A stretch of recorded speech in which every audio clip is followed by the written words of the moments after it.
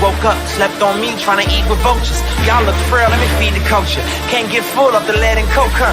Still sober? Y'all OD, follow me. Where the rain follow me, king. Yeah, I know the king, Martin Luther King. You ain't really on the throne, boy, you in a dream. Wake up, y'all don't want it. Down to the white, I better put Marlo on it. And let's soon Chico Hilo, homie. And if I'm scared, I guess I don't know it. Cause I'm still going still right where the heat at. And where I ain't supposed to be, that's where I be at. And I spit that, sit back, listen to the truth for the sky crack, and the Lord gets back. Or somebody wants some get back, and they click clack, leave you been back, looking at this intact. Never left, but I've been back, cross on my bit neck, and I don't rap gospel, I live that. But I'm nothing but a gimmick. You see me in a club, funny, you was in it. Skip a cosign, shout out to the homie Kendrick. And all I hear is crickets when I run into the critics. Oh well, show tells me a lot when they tell me to rock. Keep my eyebrows raised, smell what I'm cooking. And the sales may drop, yeah, the meal may stop, but they ask for the truth, yeah, I'ma do it. They like, how you do that now? Sound kinda nice, boy, who that down? It's everything real good, true and fair. But you probably wouldn't listen if you knew that down. If you knew that down.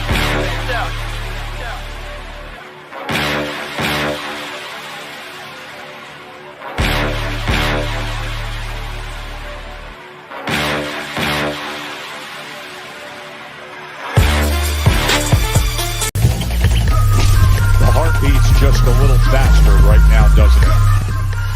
As they stand alone right now. No cornermen. They're just ready to make the ring walk for the biggest fight that boxing can make.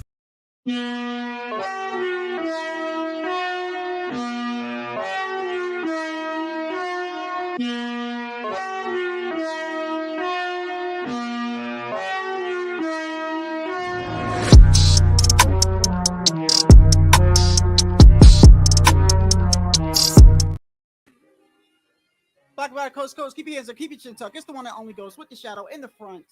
Thank you. Thank you. It is nasty outside. Nasty. It is really nasty outside, bro. My audio should be good.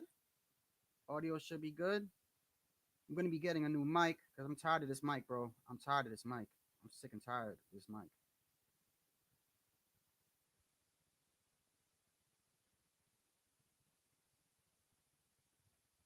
So I think you can hear me, right? Let me see. Yeah. I see Just Blaze on here. Let me just make sure. Yo, can you hear me? Can you hear me? Audio's good? It's not playing on here. All right, whatever. If y'all say audio's good, audio's good. I don't know what's going on here. Bro, I can't wait to get rid of this mic, bro. This mic gotta go. I'm about to throw this shit in the trash, bro. This shit getting me frustrated. Every damn time I go live, I got a problem with this damn mic, bro. I'm about to break it in half, bro. Piss me the fuck off.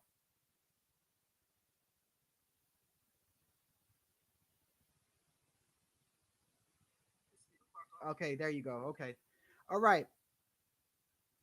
Thank y'all for joining me, man. I don't know where you guys are at right now, but it is nasty outside where I am at.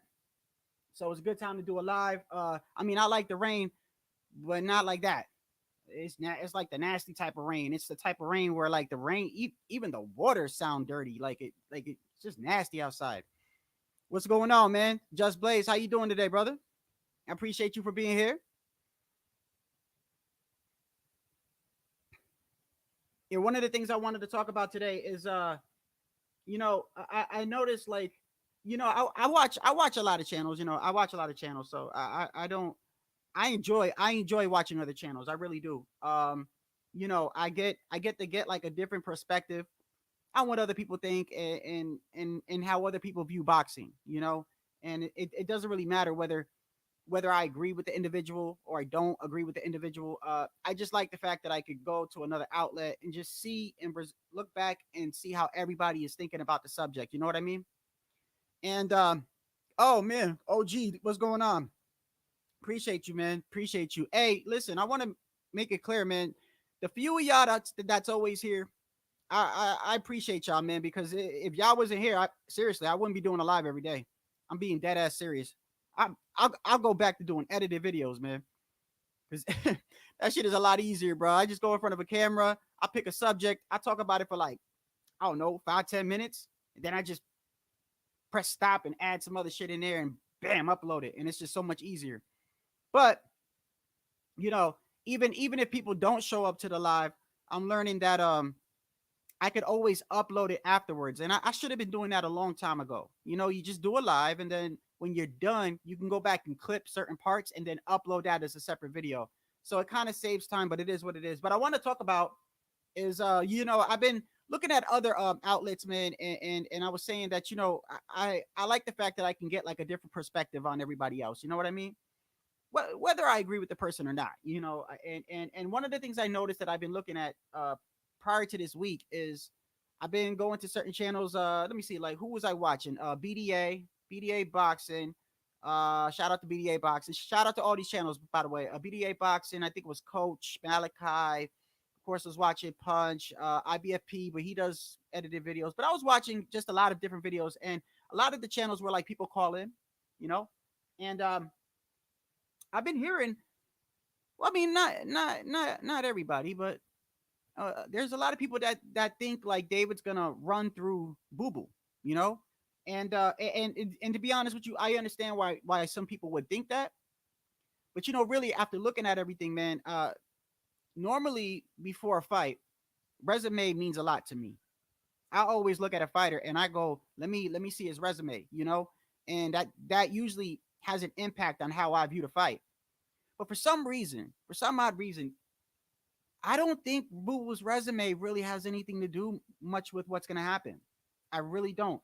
I think it's just because of the styles. I think it's just because of the styles. If he had any other style, if he had any other style, like a even if he fought like Caleb Plant, if he was like another mover or something like that, I would say that I'd be like, no, no, you know, he's gonna get run over, man. It's just a matter of time. He might do good the first 6 rounds, but once David starts walking forward, David's gonna walk you down. David's gonna punish you. David's gonna punish you to the body. By the way, I don't know if y'all saw. Did y'all see that interview with Caleb Plant where he talks about the body shot that David hit him with? Did y'all see that? Uh, the guy was asking him. The guy was asking Caleb Plant about David and about the beef that they had and how they didn't like each other and stuff like that. And when he was asking him about the fight, he was like, "Hey, man," he's like, "Yeah, you know, Caleb, you was doing good, man. You was doing good the first 5-6 rounds." And Caleb was, bro. Caleb was doing good the first 5-6 rounds. And Caleb said that in the 6th round, and I actually went back and I looked at it, and it's true. In the 6th round, right before the round ends, David hits Caleb with a body shot. He hits him with a body shot. And Caleb Plant makes a sound, right? Now, you don't hear the sound on TV, but this is what Caleb Plant said. And David. He said that he made a sound. And when the bell rang, David said, "I heard you, I heard you gasping for air. I got your ass." And then you saw what happened the round after that, bro. 7th round started, David walked him down. 8th round, walked him down. It was almost like once David landed a good shot on him and knew that he hurt him, that's all he needed to walk forward. And it was crazy because when I heard Caleb Plant say that, he was like, "Yeah, David hit me with a shot." And I was like, and the bell rang. And then he said, "I got you. I got you." And I went back and that's exactly what he said. He said, you could see David saying something to him to the effect. And then David started walking him down. And, you know, I think it's easy for David to walk down a fighter that is like Caleb Plant. It's not no disrespect to Caleb Plant. It's really not. It's really not. It's just that, you know, in my opinion, fighters that move around a lot, fighters that have, I guess you call it what, the footwork or the slick type of fighter. I mean, the recipe to beating them, the game plan to beating them is always pressure. You know, pressure. You know, go to the body, pressure them, wait till they tire out. They might be good the first couple of rounds, but I'm gonna put the pressure on. You know what's crazy? Floyd Mayweather, who is not known for that, applied that game plan to Zab Judah.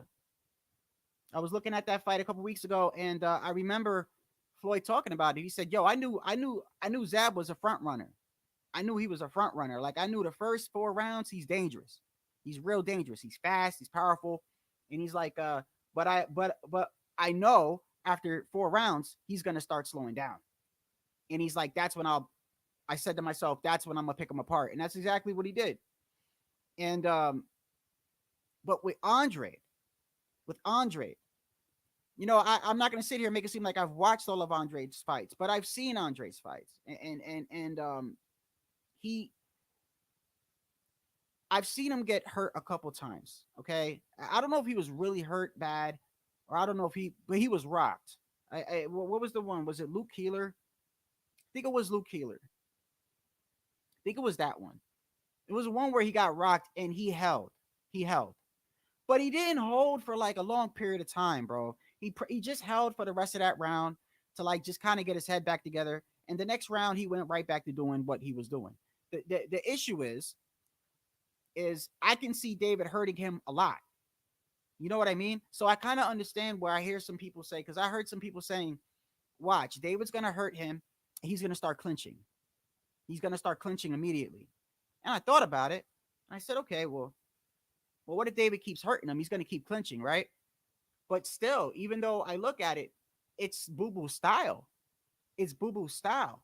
It's just the crafty counterpuncher, bro.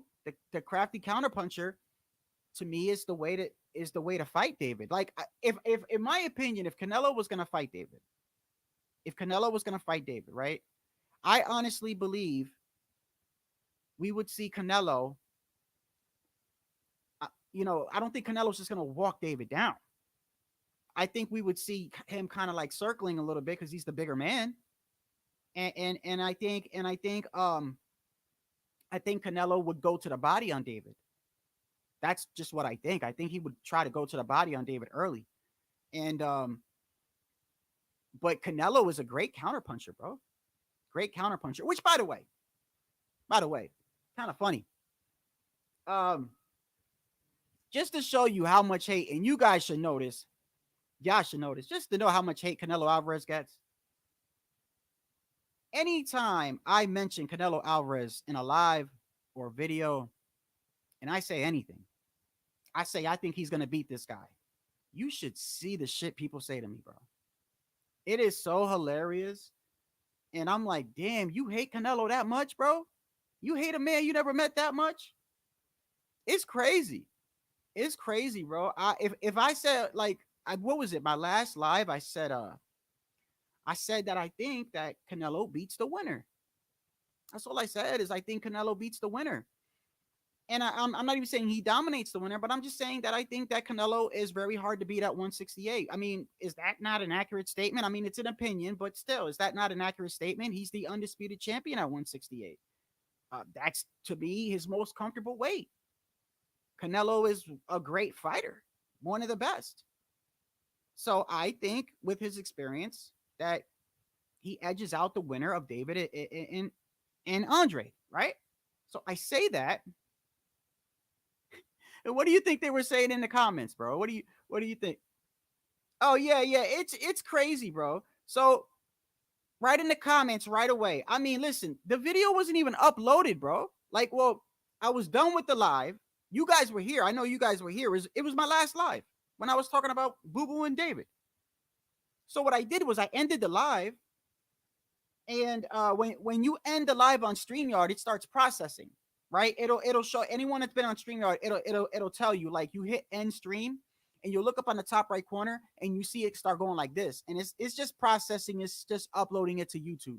That's it. I think it's just like stamping it. I don't know what it's doing. It's like, bro, like 2 minutes, bro, afterwards, bro. Had like 3-4 comments, bro. You know Canelo ain't gonna fight the winner, right? You don't know what the fuck you're talking about. I could tell you don't watch boxing. Canelo been ducking David for years. And then another dude coming in, he says weak. He said weak. That's it. He didn't say he didn't tell me what I said was weak. He didn't say what. He didn't point out anything. He just said weak. So I responded. I put strong with the, like, this emoji. Like, what the fuck? Are we playing a game? Or we, like, you mention anything about Canelo, bro, and you'll see. I'll tell you right now, you want to start a boxing channel and you want to get subscribers, start a boxing channel and just talk shit about Canelo, bro. I swear to you, I guarantee you, If you don't have 1,000 followers by the end of the month, then you're doing something wrong. You're doing something wrong. Start a channel and just every day bash Canelo, bro. Just start. Shit, just do your first video. Your first video. Title it. Canelo running scared from David. Just title it. Just put that. Just put you don't even gotta say anything in the video. You don't even gotta say anything. You can just stare at the camera. I guarantee you that shit got 1,000 views, bro. Like they really, bro, the haters for Canelo is insane. It is insane. And I'm not even a huge Canelo fan, but I actually I respect motherfuckers that put in work, bro. You put in work, you get accomplishments, you get respect from me, whether I like you, whether I don't like you. I remember there was a period of time, not too long ago, by the way, not too long ago, that boxing was very stagnant. And everyone was like, Spence and Crawford negotiations fell through again. Charlo is talking back to whoever he was talking to. I know Jamal was always talking shit to Andrade. I think Devin and Tank were going back and forth, just the usual talks, but no fights were being made.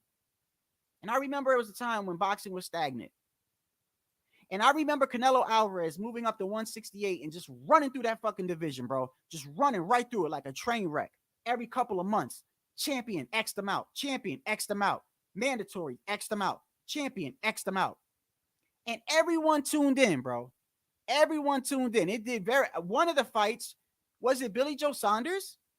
Which one was the one, y'all, where he fought in like an outside stadium almost? And I remember Eddie Hearn saying, this is like, it broke a record. I remember, bro.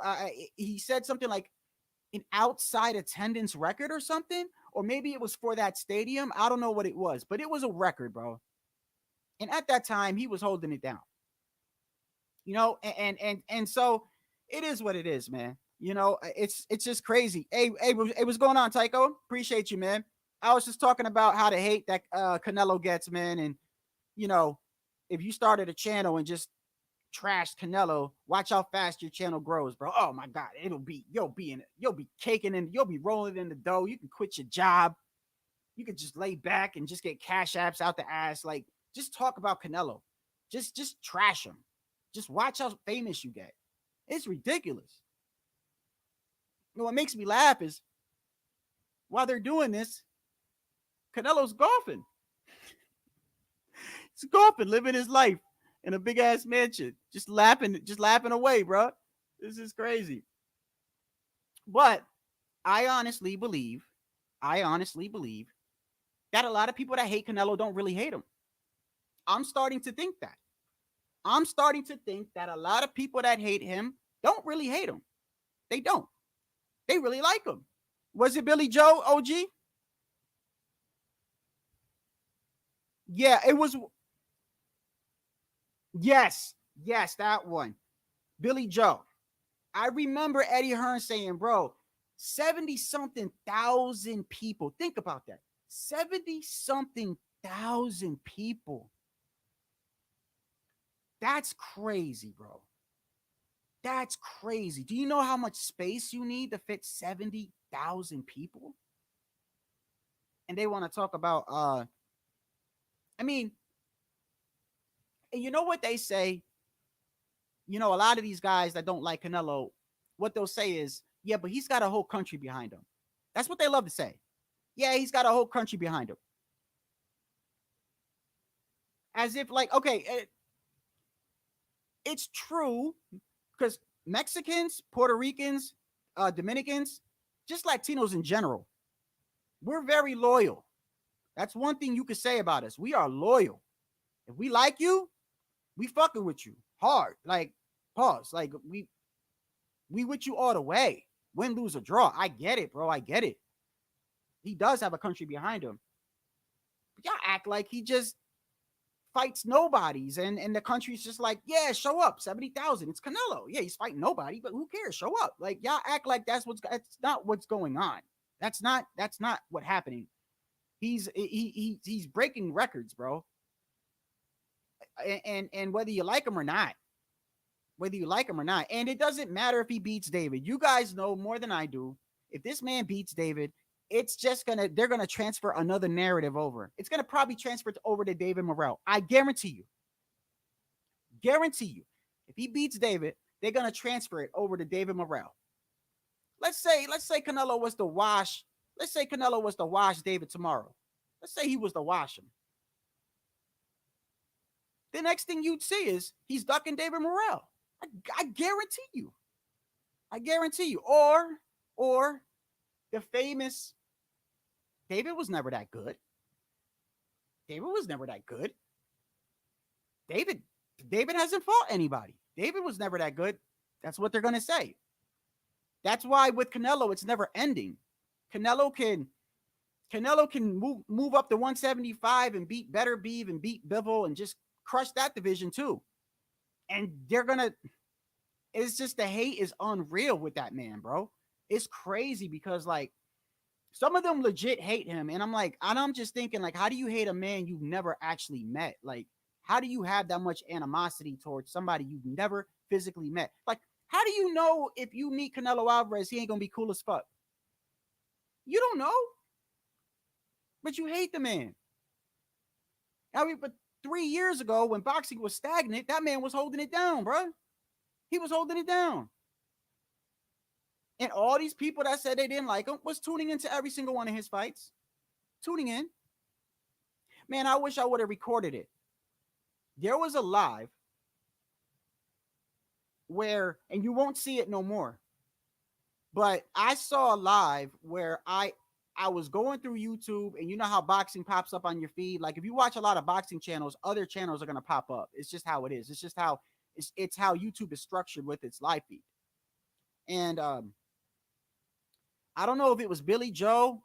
It was Billy Joe. It was that one with the 70K, 1,000 people in attendance, or 73K or whatever it was, 76, some outrageous number. And I remember I accidentally stumbled upon Boxing Eagle. And in his live, he's giving Canelo respect. And I'm like, oh, shit. He's giving Canelo respect. And, yo, his community was mad. They were mad in the comments. You saw, like, emojis like the angry smile emoji or whatever, like the angry red face. They were putting that. And they started saying, now you're saying a narrative. And I'm looking at this and I'm like, oh shit. The next day, that live was gone. He went right back to saying Canelo's trash. He's running from David. He went right back to it, bro. And that just goes to show you the influence people have, man. It's crazy, bro. I'm looking at it like, what happened to the what happened to the respect you was giving him? Hold up. What happened?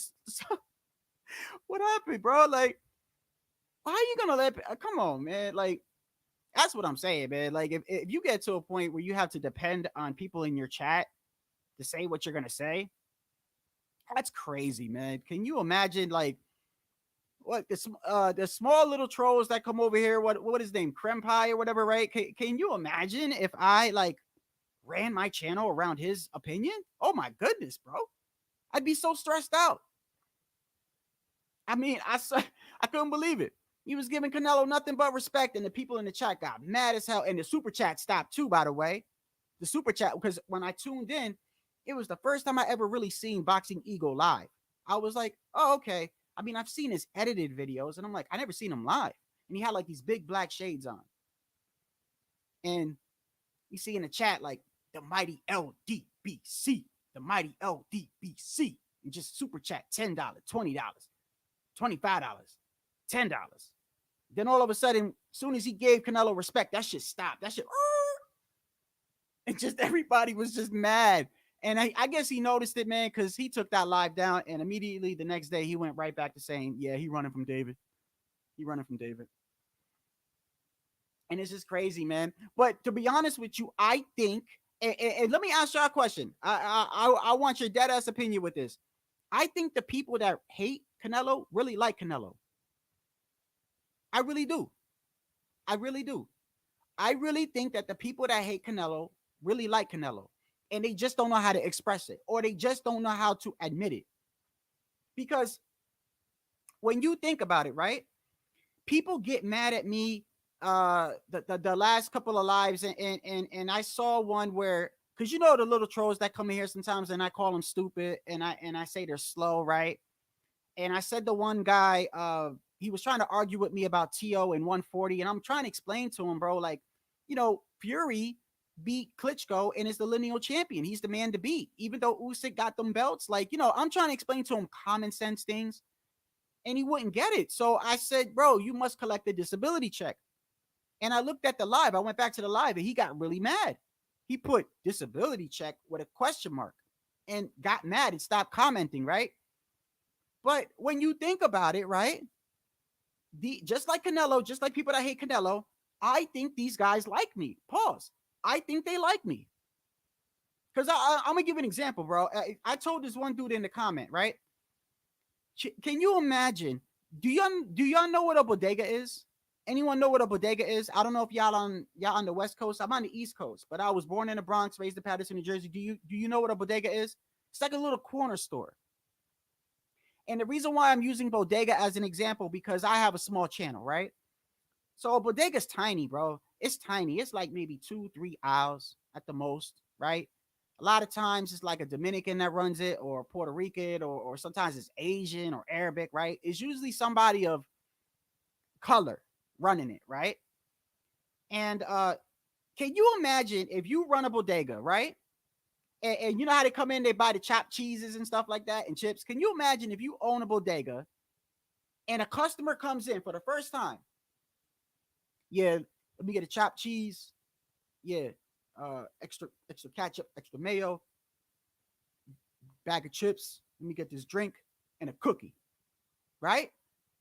You make the food for him, you give it to him, and right before he walks out the store, he goes, trash. It's fucking trash. And you like, trash? Like, immediately you're gonna be like, was it the food, or is my store dirty or whatever? And he just walks out. Next day he comes back, buys another chopped cheese, buys another drink, buys another soda, supporting you again, right? And then when you give him the when he gives you the money, he goes, fucking trash, man, you weak. And he keeps doing this. After a while, the owner, when you walk in, the owner's gonna be like, hey, it's my number one customer, right? And he's gonna be like, shut the fuck up, I ain't no customer, man, you trash. Let me get a chopped cheese, a drink, or whatever. And I'm just like, yeah, I know, I'm weak. Just leave the money on the counter. Have a nice day. See you tomorrow.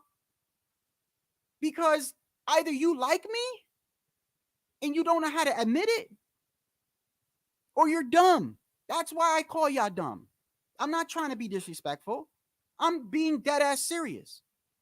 You either are dumb or you like me. You're not going to keep going into a store, buying a meal, and every time you leave, you say he's trash, but you come back the next day and you buy a meal. You keep supporting him. You're a loyal customer. That's all you are. So these guys that hate Canelo, I think they really like him. I really do. I really think they like him, and they just don't want to admit it. I don't get it why, if you don't like somebody, like the channels I don't like, I can tell you right now, the channels I don't like, I cannot tell you what they say. I cannot tell you what they say because I don't know what they say, because I don't watch what they say. I might know what they say from channels like IBFP. Like if I watch like Dante's Boxing Nation, I can't tell, bro, I am dead ass serious. I've seen one Dante's Boxing Nation video in my entire life. One. And that's all I had to watch, bro. I didn't have to watch long. I watched one video of Dante's Boxing Nation, and I was like, I already know what this is about. So I cannot tell you what this man talks about. I have no clue because I don't watch him. So why do people don't like? I don't get it. They don't like somebody, but they keep coming back and supporting, or they say they don't like Canelo, but they keep watching his fights. And all they do is talk about him. So you like him. Just say you like him, bro. Just say he's your favorite fighter. Just get it. Once you get it out, you're going to feel a lot better. you're gonna feel so much better, man. You're gonna feel so much better about yourself. It's almost like when you admit you're an alcoholic, you just it's like a weight gets lifted off of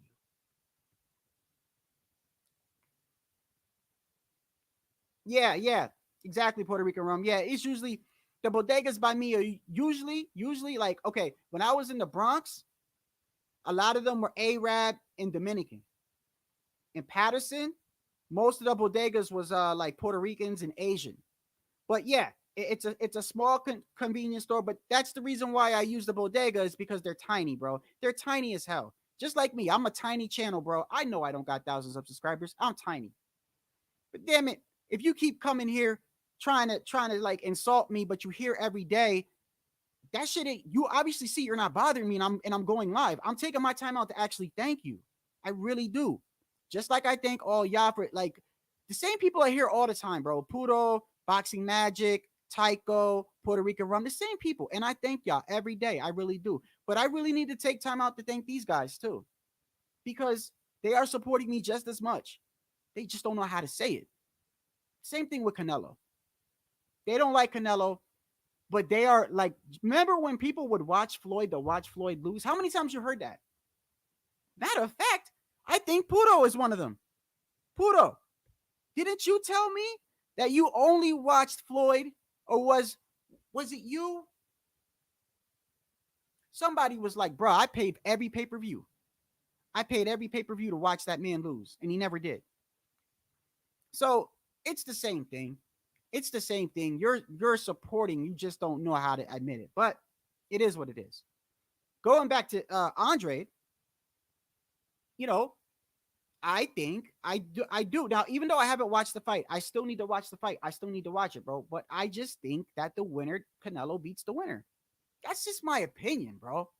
You don't got to get all mad. You don't got to get all sensitive about it. Shit. Matter of fact, and this is why I don't understand either. If we say Canelo versus David, they get all mad like they don't want to see the fight, right? How long have we been hearing Boo Boo hasn't fought nobody? How long? That's been one of my criticisms of him.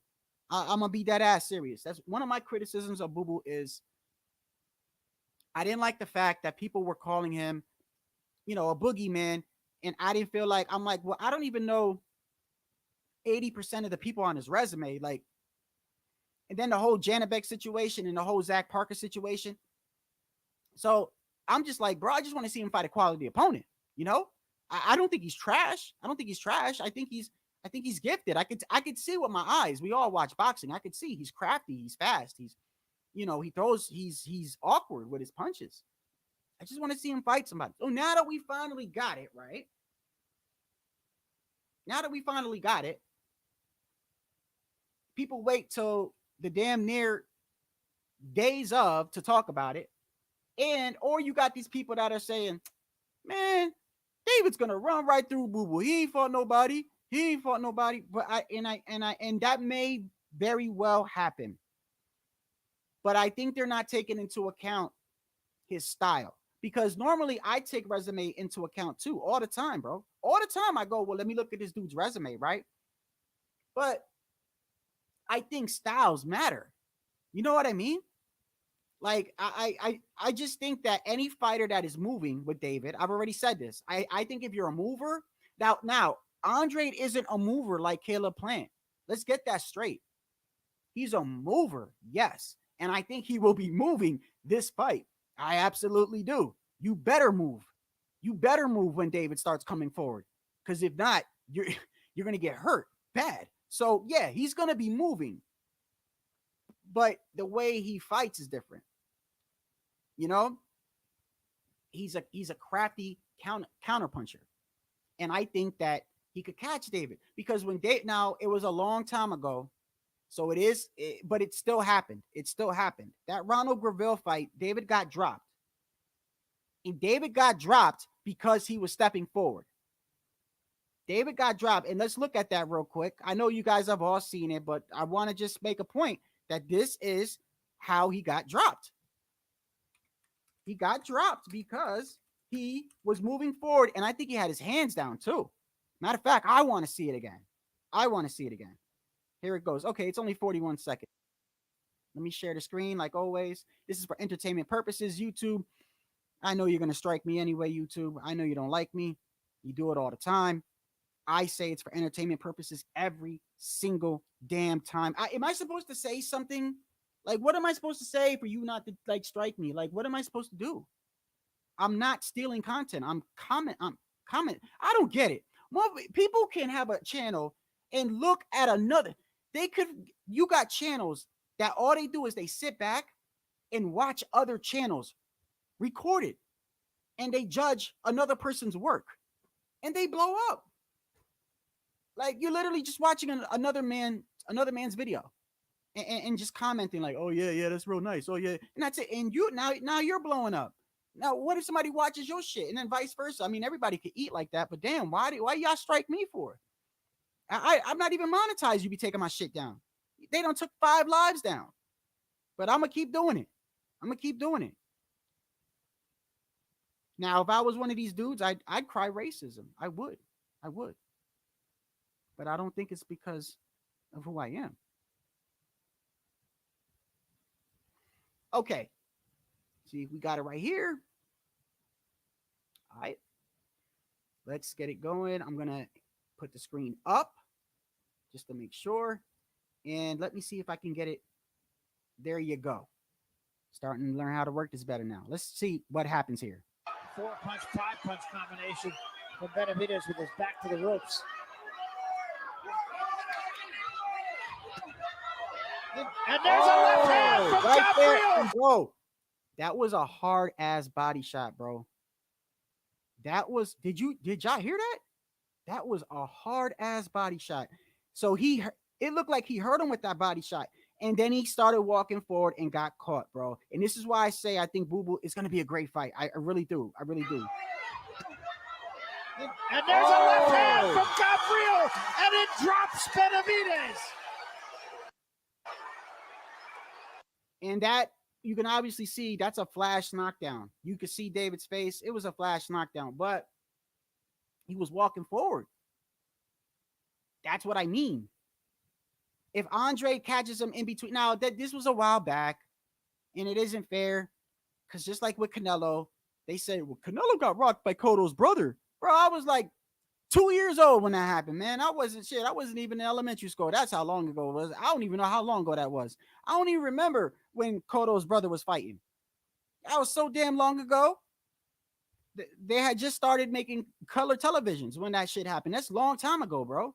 So this was years ago, but David is still young, so it wasn't that long ago. And not only that, but David still fights in a similar way. Does he not? Does he not just pressure you? I'm not just saying that's what he does, because David, first of all, let me get this out the way. David is very, very methodical. David Benavidez is very, very methodical, bro. I watched the Caleb Plant fight again, right? And this is what I like about David. Even though he knew Caleb most likely couldn't hurt him, the fight before he had really knocked out Anthony Durrell really bad, really bad. I don't know if it was that. Maybe it could have been that. But I think in the back of David's head, he's like, I know Plant can't really hurt me. Because that's what he always kept saying too. Like, yeah, I know he knocked out Durrell, but he ain't got the power like that. Even though Caleb couldn't hurt him like that, he was very cautious the first couple of rounds. David was cautious, bro. And he just waited. He waited. And like I said, you listen to that Caleb Plant interview, Caleb was like, I was doing great. Everybody saw I won the first 6 rounds. And then at the end of the 6th round, with like 20 seconds left, he hit me with a hook to the body. And it took the air out of me, and I made a sound. And as soon as I did that, David looked up at me and said, I got you. And I went back and looked. I could show that to you right now, too. Matter of fact, I could show it to you right now. I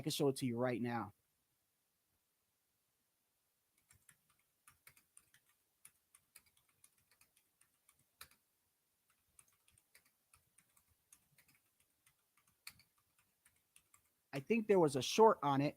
This is it right here.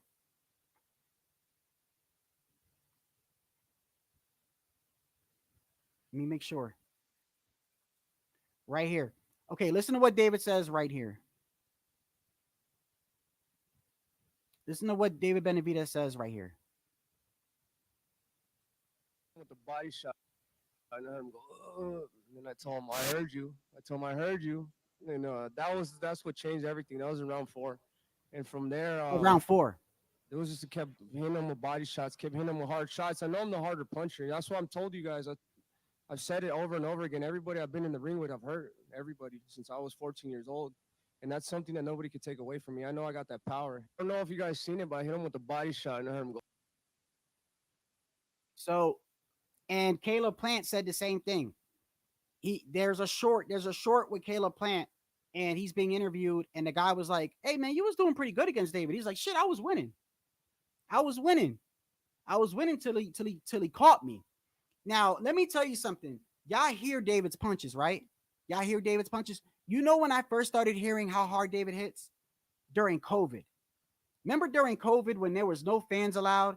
And shit, we had some great fights during COVID, but we had David versus Rashidi Ellis's brother, Ronald Ellis. That was a good fight, by the way. And we had Loma versus Tio.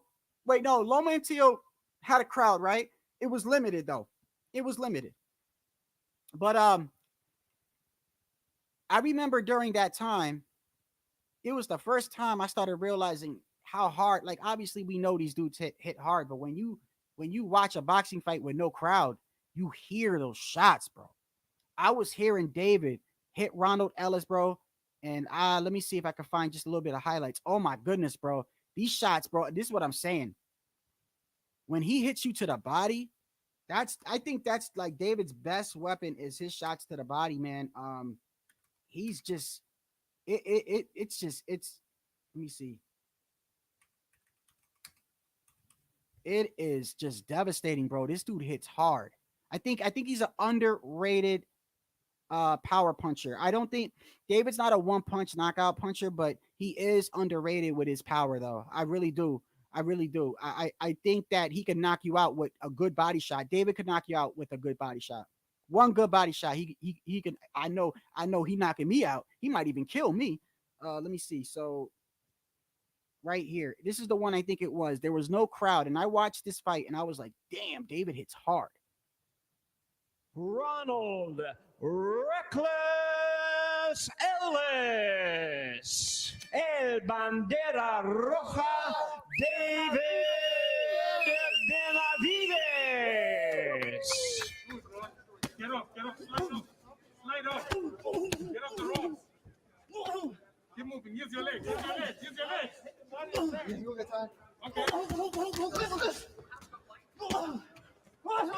Get up there. Damn.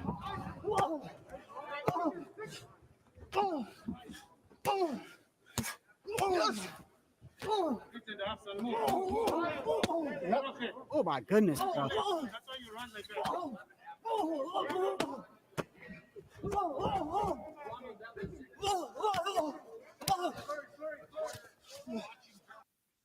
Bro, that's not even a fight. That's straight up fucking assault. That ain't even a fight. That man was getting assaulted, bro. Listen, David. Hey, I gotta look. David a bad boy, bro. When David turns that ignition, bro. I'm telling you, he's a pro. Oh my goodness! And this is what I'm saying, bro. If he knows that he's got you hurt, you in for a world of pain, man. You in for a world of pain. And what I saw in the Caleb Plant fight is he was very patient in the beginning. But yo, did you hear that? The dumb shots, man. I'm telling you. And Andrade is gonna have to get him to respect him, bro. Boo boo, you're gonna have to hurt that man. You're gonna have to hurt him. You're gonna have to catch him with something, bro. You gotta make him think. I'm gonna tell you right now, if you hit David and David eats that shit, you're in trouble. I don't give a fuck who it is. You're in trouble. That shit, it is a constant assault of punches, and he does not stop. He does not stop. He's like, oh, what was the Rocky movie where afterwards, when Rocky wanted a rematch, was it Apollo Creed's trainer? He said, "We don't want them type of problems. We don't. Let it go.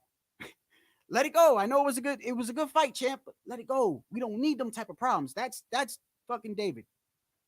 You don't need them type of problems. Now, David is not a perfect fighter. He's not a perfect fighter.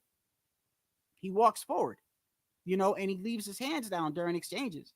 And I think that's a perfect time to catch him. Them shits were devastating body shots, bro.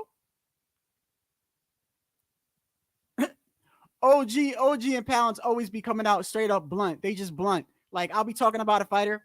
Like, I'll be like, yeah, Cobert's fighting next week. And Pounds of OGs be like, Cobert's a fucking bitch. They just come flat out, bro. It's fucking the crazy statements, bro. Benavidez is a weight bully. Well, no, you know what? No. Let me say this.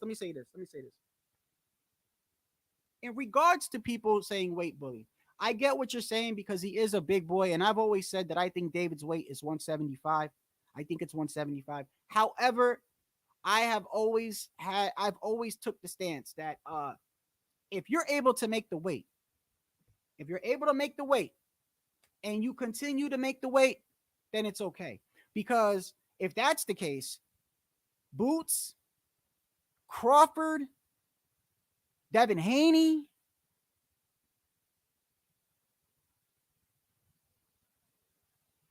who else? Boots, Crawford, Devin Haney, they would all be considered weight bullies. Look at Devin. Devin looks like a damn welterweight, bro, at times. When he rehydrates, he looks like a welterweight.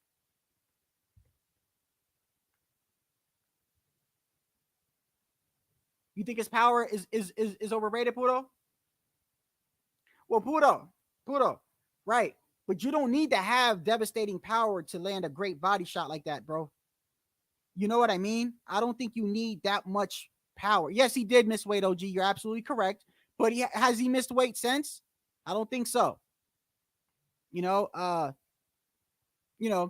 still think Canelo, and the reason why I think there's a link for anybody that wants to join. I still think Canelo beats David because Canelo's defense, I think people really, really underestimate Canelo's defense, bro. They really underestimate his defense. I mean, ever since the Floyd fight, Canelo's defense has been damn near, I mean, you're not going to land clean punches on Canelo throughout the whole fight. You're just not. You're not. You might. Matter of fact, most of the punches that get landed on Canelo, right? Most of the punches that get landed on Canelo are counters. If you look at it, they're counters because most of the shots that people throw at Canelo, he's blocking. Hold on 1 second. Let me just make sure I know this is Puto, but you know how it is. I got to make sure it's not one of my other loyal fans. Yo, Shadow, can you hear me? Yeah, I got you, buddy. Okay. Yeah, what's up? you sound like robotic to me. I think it's my headphones. I'm gonna go out and try to fix it. I'll be right back. Okay. Okay. Let me see if I sound I sound robotic. Hold on. Let me see if I sound robotic. Hold on. Okay, there you go. Okay. Oh no, I'm good on this end. Okay. It must have just been his headphones or something. Most of the shots that are thrown at Canelo, he blocks, bro. Most of the shots he gets hit with, Billy Joe Saunders. You take the Billy Joe Saunders fight. Billy Joe landed some good punches on Canelo. He did. But the punches that Billy Joe landed on Canelo, they were punches. Most of them were punches after Canelo he either had just got done throwing a punch or he was right about before to throw a punch. But most punches that people just throw when Canelo is standing in his high guard and you throw punches, he's blocking it, bro. 90% of the time, he's blocking it. What's good, man? Can you hear me now? Perfect. Yeah, it was my headphones. I just had to adjust them a little bit. So you think David Benavidez's power is overrated? Explain to me. Now, before you say that, I know that he's not a one knockout puncher. Obviously, he basically beats you up and he wears you down.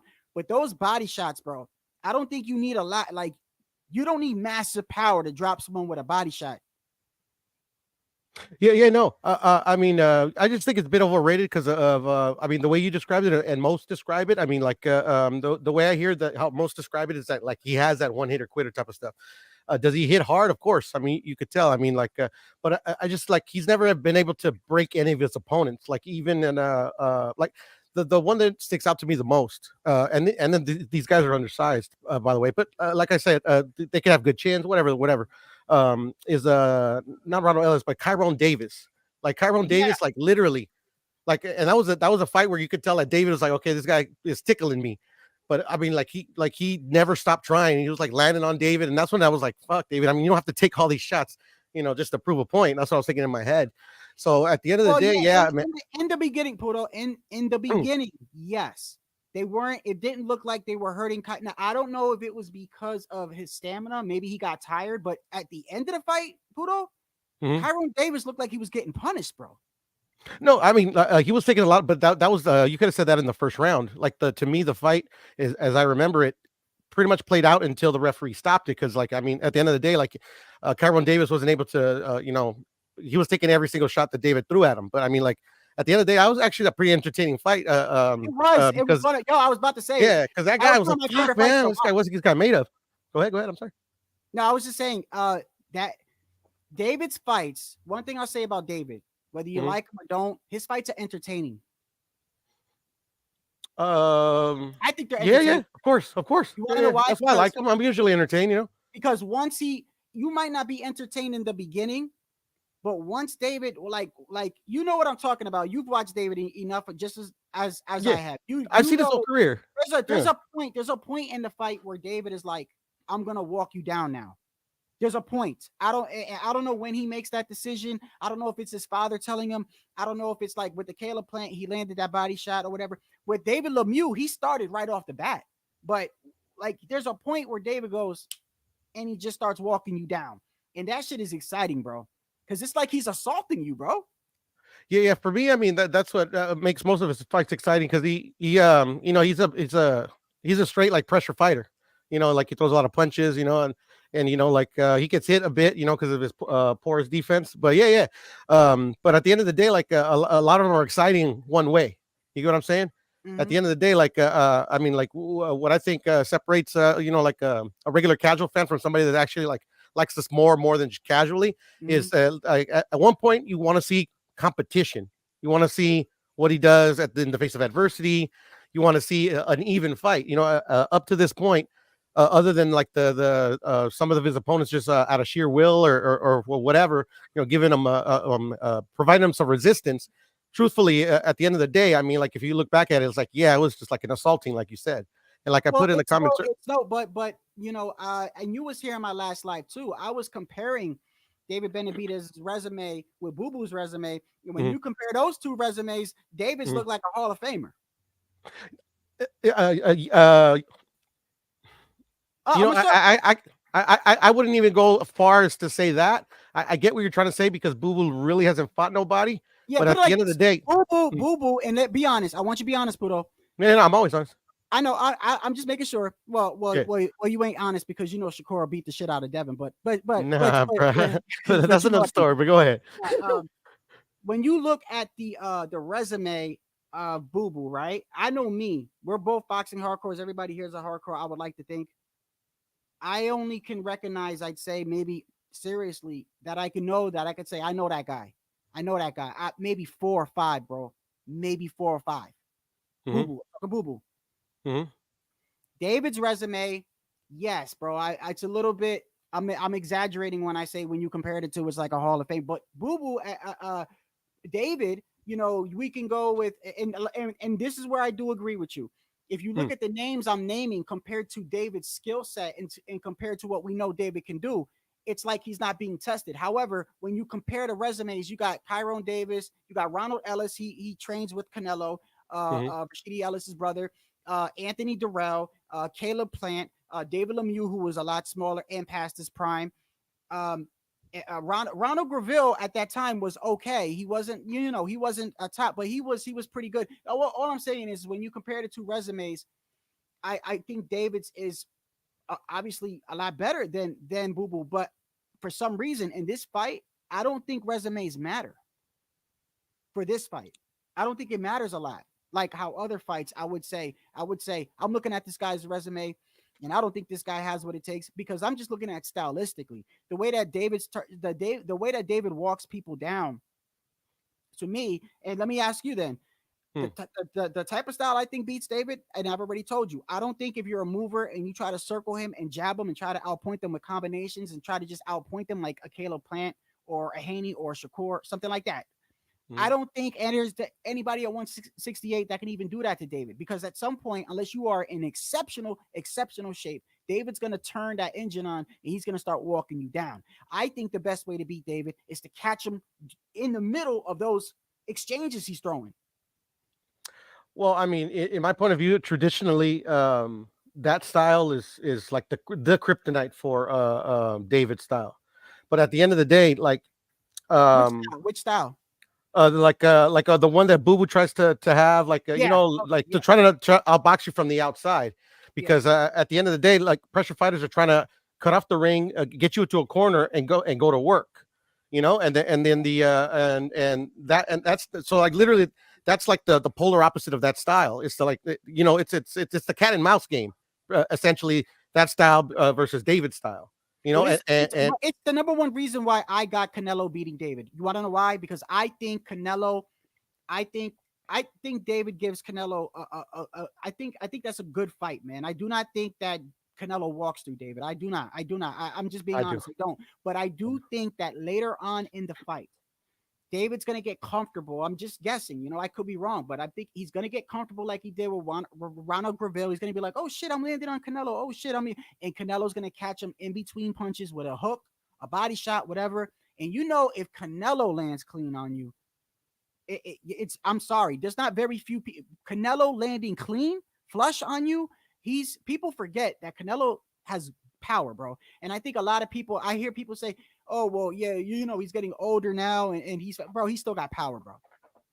Yeah, no. I mean, that's the only reason, in my opinion, and I mean, just through my experience, that's the only reason why fighters of his stature, that little, can compete in those higher weights because they have power. Because at the end of the day, like when smaller fighters move up, they have to have a punch to able to get respect. You get what I'm saying? Yeah, exactly. But at the end of the day, even sometimes that's not enough because at the end of the day, I mean, like there's it's the age-old cliche of weight divisions exist for a reason. You get what I'm saying? Yeah, exactly. And that's the thing. Like in relation to the Canelo and David fight, I mean, my hope for that fight is that is actually a good fight because just the style, like literally, like so. I think Canelo, and then his trainers, and then just anybody that goes up against Boo Boos or Mayweathers or anybody that back foot slicks block you from the outside style, like they watch that and they try their best throughout the years to develop a way to be most effective. You get what I'm saying? And that's the thing. So like literally, I would say that literally like Canelo is like a Boo Boo David hybrid. So like literally that's why like David doesn't have the experience against a style like Canelo's, where it's like he can beat your ass right in front of you, and then when you're trying to hit him back, you don't even fucking touch him. You know what I'm saying? Like the Canelo's defense is that fucking good. Canelo's defense is so underrated, bro. So underrated. So, I think when now I'm gonna tell you right now, when somebody mentions Canelo, one of the first words that comes to me is defense. Mm-hmm. If you are throwing, if he's standing in front of you and you just throw a punch, 95% of the time he's going to block it. Most of the punches that get landed on Canelo are getting landed because people are taking chances and throwing right before he throws a punch or right after he throws a punch. Mm-hmm. And also against fighters that literally have the experience to know when to land on Canelo. Like the only ones that I've ever seen like land on Canelo, like actually land on Canelo were Floyd. And that was that was Floyd. That was Floyd. And Bivol didn't do that. I mean, like, look at those punch stats, and I tried not to bring up punch stats, but like at the end of the day, that fight, like that's one of the fights that I considered like really, really boring. I thought that was a shit fight because and I blame Canelo and Bivol for that. They both fought offensively very, very poorly. Defensively, they fought very elite because for whatever reason, Canelo was throwing all of his shots and most of them would get blocked by Bivol's guard, and then Canelo's head movement was out of this world in that fight. You know, at the end of the day, I think Canelo lost that fight because Bivol just landed more than Canelo did. You know. Yeah, but Bivol did land some clean shots, Poodle. He did land some. Yeah, no, I know he did. Like, but some is like one or two. If you notice, like the highlights of the fight are like few and far between. At the end of the day, who cares? But the ones that they do have, it's these combinations that Bivol throws when Canelo's on the ropes, and like I say, out of like a 15 punch combination, he lands like 3 of them. Like it was insane. That's a good point that you bring up. But I'm gonna tell you this: like for instance, Caleb Plant, we know he throws a lot of punches. He's fast, so he's gonna land on you, but he just doesn't have that power. But look at what happens, and I know what somebody's gonna say because they hate Canelo. They're gonna say, "But he came up from 2 weight." It doesn't matter. He's still an undisputed champion. Jermell Charlo still was an undisputed champion, bro, and he literally made that man look ordinary, bro. Yeah, and I want to say this too. Like at the end of the day, yeah, it was like fuck. It was like easy work for Canelo, but I actually thought that in the style, I thought he had the right game plan. The thing was, Jermell. Okay. Because Canelo is so strong, like if you would have like fought him see, there's 2 schools of thought in my head. Hold on. What if you were a fighter? If you had a fighter, if you was gonna fight Canelo, what would be your game plan for Canelo? To fight him toe to toe, and trust. But that's the thing. Canelo is so good defensively. Is that if you're not like a Floyd Mayweather or Sugar Ray Leonard, somebody that's like literally adept at fighting between the mid range and long range, right? It's you're eventually going to lose on points, just like Charlo did. At the end of the day, like if I was Charlo and because Charlo can punch, if I was Charlo, like it was a good game plan because he didn't get knocked out in that sense. But like if he really truly wanted to win, he would have to trust he would have to trust his defense on the inside and trust his power and trust that he's able to land on Canelo. And that's the thing about Canelo. Canelo is eventually a fighter that's truly going to lose convincingly by somebody being able to being good enough to break him. And I don't see that. I don't see that guy in the pipeline because these guys don't fucking put in that work. You know what I'm saying? I put in a comment earlier that I found it comical that some people were saying, "Oh, this sucks. Like David has to do all the heavy lifting just to get a Canelo fight." I'm like, what? Yeah, you didn't know Canelo was easily like you got it backwards. It was the thing with Canelo, bro. Canelo is he's the way that these guys criticize Canelo, right? I think it's very, very unfair, and it's because you could tell that they don't like him because of the fact that we just went through. Okay, now listen, I'm not the biggest. See, when people would hear me right now and they would go, "You're a Canelo dick rider." No, I'm not. He's not one of my favorite fighters. He's not. However, I give respect to where it's due. That dude's defense is elite, and so and I hate to bring it up, but. You know, I watch a lot of channels. I do. I watch a lot of channels, and I don't like bringing up other channels. But this is just a point that I'm making because it's one of those channels where people call in, and I always like watching channels where people call in because I get insight on how other people are thinking. You know, and a lot of times I'm like, oh, I could tell how this guy's mindset is. But somebody called up on the Boxing Voice one day, and was like, literally, and you could tell he doesn't like Canelo. And the first thing he says is. He has a style that very easily, Canelo can be beaten very, very easily. Very, very easily. He's flat-footed. He's not fast. And I'm just listening to him like, is this guy even listening to what he's saying? Like, bro, if it was so easy, he'd have losses, bro. Because that man, like him or hate him, he's fought good competition. Yes. There was a time where I didn't like Canelo, like when he fought Cotto and everything. I really thought he was like, but now that I look at it, it was actually smart. It was smart. Eddie Reynoso they are intelligent and brilliant, bro, as far as the way that they maneuvered Canelo. But once he got to a point where, like, I think he was like, okay, they started fighting champions. Now, regardless, it's kind of weird because these same people will say Floyd is the best at 50-0, but yet if we try to criticize Floyd and say, yeah, but Floyd, you didn't fight Cotto when he was in his prime. You didn't fight Mosley when he was in his prime. You didn't fight Hatton when he was in his prime. You fought Marquez at a catch weight. You fought Oscar De La Hoya later on. You see, if we start criticizing Floyd like that, oh, you're a hater. But is that not the truth? That is the truth. So and people bring that up all the time, by the way. Yeah, but that's the thing. Canelo, they bring up things that make absolutely no sense. Like 168, they were white, they were European. What the fuck does that have to do with anything?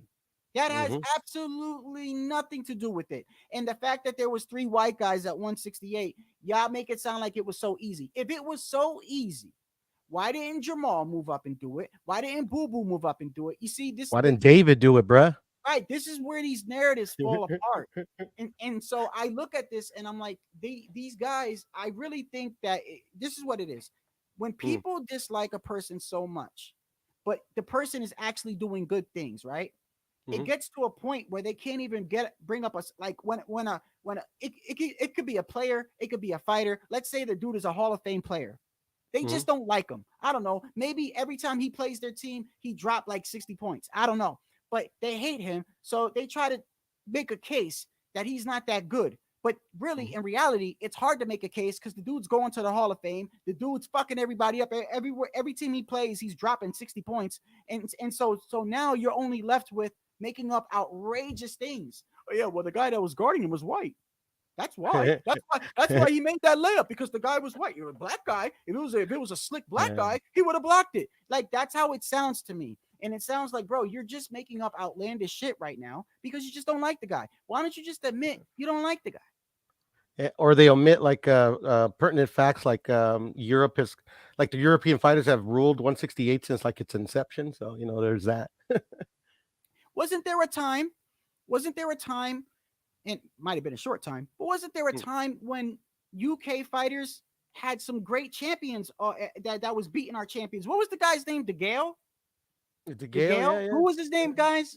Anybody from the UK here, or you guys know who? James DeGale? Am I correct? Is he from the UK? He beat Anthony. Yeah, he's from the UK. Yeah, he beat Anthony Durrell's brother. He beat what's his name? The son of the one that was gonna fight Eubank Jr. He beat some other fighters, but I remember at that time. They're trying to build up a Caleb Plant fight with him too, right? And you got Tyson Fury, regardless of his last performance. They make it seem like because you're from the UK and born on the other side of the planet that you can't fight. It's just ridiculous to me. It's a stupid thing to say. It's so stupid. Now I do understand when they say fighters in the UK fight differently. Yeah, okay, that is true. They do have a different type of. That doesn't mean that they can't. If you have naturally gifted speed, naturally gifted defense, naturally gifted power, you could take that European style and fuck a lot of people up. Yeah. You know what I mean? Calzaghe never lost, right? He's undefeated. Where was he from? Well, he's his dad's Italian, but he's Welsh. He's from Wales. Okay. Yeah. But he beat Bernard Hopkins, Roy Jones, Yeah, and so look, I just think he beats David because I think that there's gonna be a point in the fight. It is kind of funny because there are other people that can criticize Canelo without actually sounding like they're hating him. One of them is here right now. I don't know if G Funky remembers this, but I was on his channel one day a while back. Shout out to G Funky. Please go subscribe to G Funky. And we were talking about Canelo, and he was telling me that he's not a huge fan of Canelo, and that he thinks that he lost the what's the fight? Oh my god, I can't believe I just forgot. The dude that's champ at 160 right now. That oh my god, he's so famous. What I hate when who? The Cuban fighter. Cuban champion. Lara. Yeah. Hold on 1 second. We have somebody here, and I want to make sure. There's a little bit of hate in there, though, bro. But that's my Well, boy G Funk, you know. but listen, it might be a little bit of hate, but at least he was like, you know, he wasn't just saying Nah. like he's trash, he's trash, he's trash. But he was saying, yo, I think he lost the fight, and I was like, G Funky, I disagree. I think Canelo won, but he wasn't like trashing him. These guys will just make up shit. You know what I mean? Yeah. Hold on 1 second. Yeah, Let go me ahead, brother. Go ahead. let me block the screen. What's going on, brother? Hey, what's going on, man? Okay, he's good. Are you good? Yeah. Okay, I'm just making sure, man. I have to, man, because people be coming up here with dick pics and Oh, yeah, no problem. yeah. No Hey, what's problem, going man. I on, got brother? It's nice. Thank you for joining the panel, man. you. Yeah, absolutely. I've been watching your channel recently. I started watching you. I seen when you used to get on B&Bs, and I'd get on when I was Okay. on. So yeah. Is there anything you want to talk about? What we were talking about? Um, you guys were talking about Andrade and Benavidez, right? Yeah, it could be anything you want, bro. I mean, but basically, we're Benavidez, Boo Boo, and Canelo. You know, I rap Okay. because you know. All right, keep it in the subject. All Yeah. right, cool. Oh, I think Boo Boo's style is probably gonna give him a lot of issues. Um, Boo Boo does like fade a little at the end, but he don't fade like Plant, and I think he's got better feet than Plant. And but I do feel if somehow Benavidez gets in on him and leans on him and wears them legs down, then he could let them fast hands do the rest. But that's You gonna be you difficult. mean like once he turns that engine on and starts walking forward? Right? Well, not he can't just walk forward. He can't walk forward with Boo Boo. I think what he has to do is literally jump in, pin him, lean on him, and then let his hands go. He can't walk him down. That's good. That's a bad recipe. He's just gonna Well, get I'm glad you said that. I'm glad you said that because this is why I keep saying when I look at these styles and I look at the way David fights, I don't think the resumes matter. So yes, of course. Listen, I'm not saying resumes don't matter. Resumes always matter. Who you fight, because it keeps you. You're fighting good competition and you're gaining experience. If you're beating up on people that you could clearly beat up on, you're not gaining any experience, in my opinion, other than you're lacing up gloves and you're having a fight. But what I am saying is that when I look at these styles, when I look at both styles, he has a style that makes things complicated for David because at times I went through, I mean, I don't know if you saw my live the other day, but I opened up David Benavidez's resume, right? And I Mhm. said, every single one of these fighters, there was like 10 straight. We're talking Caleb Plant, Anthony Durrell, David Lemieux, Kyron Davis, Ronald Ellis, Ronald Graville, and Anthony Durrell. I think there's somebody else in there. I'm not sure. But I said every single one of those guys, at some point in the fight, David started walking them down. Literally Right. walking them down. Like he didn't do it right away, like with David Lemieux, he did, but like with like Anthony Durrell, it took a while. He knew Right. he's a champion, he's experienced. You know, Caleb Plant, round 6 when he caught him with the body shot. That's what I mean. I think like there's a point where he's like, okay, now I could start coming forward a little bit. But Boo Boo style is tailor made for something like that, in my opinion. Really. Yeah, Yeah. because Yeah. because he's an awkward counter puncher. Mhm. You know what I mean? But the Right. thing is, I think it's going to come down to conditioning. Yeah. Definitely. Definitely come down to conditioning and how well he performs on a somewhat elite level at 168 as well, because you're not Benavidez isn't just a regular 168 guy. He's a big dude. He's a big dude. So that power may not translate. And if Yeah, that power don't translate and he don't respect him, that could be bad for Andre as well. You know what I mean? yeah, Those are things that you have to think about in this fight. So yeah, I like them both as fighters. I think they're both very good fighters. I think I think Benavidez is very exciting. I think he's got a good a somewhat decent defense, but he's very square. Like if he fought Canelo, that may there's going to be a lot of back and forth because he's wide open for them body shot. He's got long body too, a big body. yeah, So if he's getting off shots and you know he's gonna land a few, but if Canelo slips it and catches him to the body, he throws everything with mean intentions and yeah. pretty precise. Everything Canelo throws is with mean intentions. And but you know what though? David is a very, I will say this, and I think it's gonna be a key factor in this fight. And I said it ever since the fight was announced. David's body shots is gonna be the key factor in this Yeah, fight. it could Because be. David's, I'm gonna tell you right now. I know Pudo says he doesn't think he has. He doesn't have one knockout power, punch power. He doesn't. But No, that's rare, anyways. it's Right. yeah, it's still powerful. It's still, those are some sharp body shots, bro. Especially he at throws a lot of them. 168. Not many do. Yeah, I and he think what I throws a mean lot to of them. say, I think what I mean to say is that I think offensively, like his offensive, like, or maybe like the best way to put it, like his offensive creativity and his accuracy, that maybe he's overrated in that aspect, because Yeah, I agree obviously with he that. hits really hard, but it's like for some reason he's not getting these knockouts when like he's fighting fighters that's been knocked out before. So if he hits Right. that But hard, why isn't he getting them? So you have to well, start you thinking why. right, but you got to keep that in mind too. These guys got experience, and they know when they're they're about to get knocked out, they start moving. They're No, not no, gonna but I'm talking in about the order to ones like survive. Tyrone Davis, like Ellis, like Lemieux. Like he's hitting them with everything but the kitchen sink, but he can't just get them out. Like Right. eventually, Oh, he like got David he Lemieux out lands of there, enough bro. punches where He got David where Lemieux out of the there, bro. referee has to. No, the referee stopped the fight.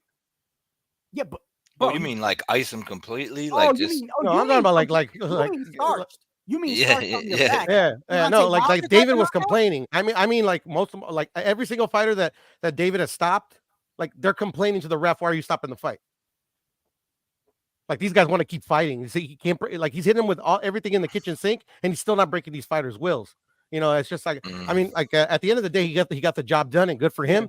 But it's just like yeah, that's why it's like yeah, there's something where it's like it's either he don't hit like that, or it's just like he doesn't have enough experience where he's not getting these guys out of there when he's hitting Well, them with everything. I don't know about you guys, but in a way, and maybe you guys could disagree with me on this, I'd rather get knocked out clean than to take repeated shots to my body and head throughout the whole fight. Yeah, no sense of getting a check if you can't count it.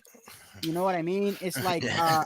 the type of beatings I put on. Look, I Mm-hmm. understand we disagreeing a little bit, but the type of beatings he puts on people can fuck you up for the rest of your life, bro. Because these are repeated shots, bro, to your liver, to your head. I mean, and yeah, he might not be a Deontay Wilder, but they're hard shots, bro.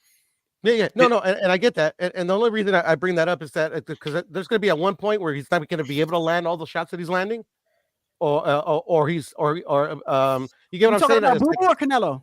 no, Canelo. Against- No, I mean, excuse me, against Canelo. Benavidez. Like he's Yeah, going to no. run to the guy where it's like, he's either not going to land as many as he's landed on certain opponents, or for whatever the reason he's gonna have to. I don't know. It's just like I don't think in this particular fight, because Boo Boo I believe is just as inexperienced as David. It might not make any sense, but like when it comes to like the I mean the top of the top is Canelo. He's not going to be able to beat Canelo without any defense, and without without landing the shots where like you're gonna have to like Canelo ain't going nowhere. You're gonna have to eventually have to stop him. Right. And if you ain't stopping Ronald Ellis, you ain't stopping this guy. Well, and I'm gonna let 1-2K go right after I say this. And I know every time I say something about Canelo, they be getting on me in the comments, but I'm gonna say it like this again. I'm gonna say this again. Every person that David fought, he has walked down eventually in the fight. I do not think he walks Canelo down. You're not fucking walking him down unless he's gonna have to hurt him with a body shot or rock him or get Canelo in a place where I've never seen him before. I cannot see anybody. Just that dude's chin is crazy. I mean, I think we could all say whether you hate Canelo or not, that dude's chin is iron. He's got a thigh neck, man. Yeah. Yeah, And it's humongous, I huh? don't see any point where David's gonna be like, okay, now it's round 8. I'm gonna start walking Canelo. No, you're gonna get knocked out like that. Yeah, you never really seen him buzz. I see. For as much criticism as I give Canelo, a lot of people think I hate him. That's really not the case. I Yeah. just don't like how he moves sometimes outside of the ring, or the I certain agree. fights I I agree. think that I'm not a fan of. But to be that short in stature and compete at this level with these guys takes a lot. That's not easy, man. That's not easy to slip that. Like that's Mike Tyson-esque type of defense and counter punching. Not Yeah. saying that it's Mike Tyson, but still. And he loads up his shots and he gives it his all. I'll give him that. Well, Although how about this? How about this? The number one criticism that Canelo gets, in my opinion, most of the time when people when it sounds like they're a Canelo hater, because a lot of us criticize him for what are the things that we criticize him for, Pudo, or people criticize him for? It's because we don't like the way he's moving, who he's fighting next, or when he's fighting. But hardly do these people go, they're criticizing him because they think he can't fight or he's trash. Yeah, I don't that's a hear- fact. Right. Nobody's like, oh man, I don't like him because he's trash. Mhm. No, ain't none of them are saying Nah. that. It's like it's almost like they know he a bad motherfucker. They just want to see him tested more. But Right. I can agree with that to a certain point because it's like, but I started looking at Canelo differently about 2-3 years ago when he did that run at 168 because I was the same way. There was a point where I was like G Funky. I didn't really like Canelo.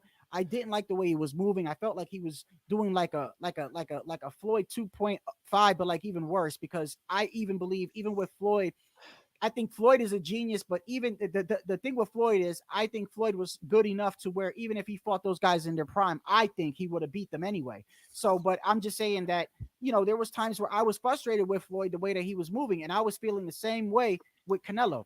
But then when he got the 168, I realized when he started saying things like, I'm at a point in my career where every fight's got to mean something, meaning like a belt and then it started to make sense a little bit to me, So now he's okay. Look, he runs through the 168 division, right?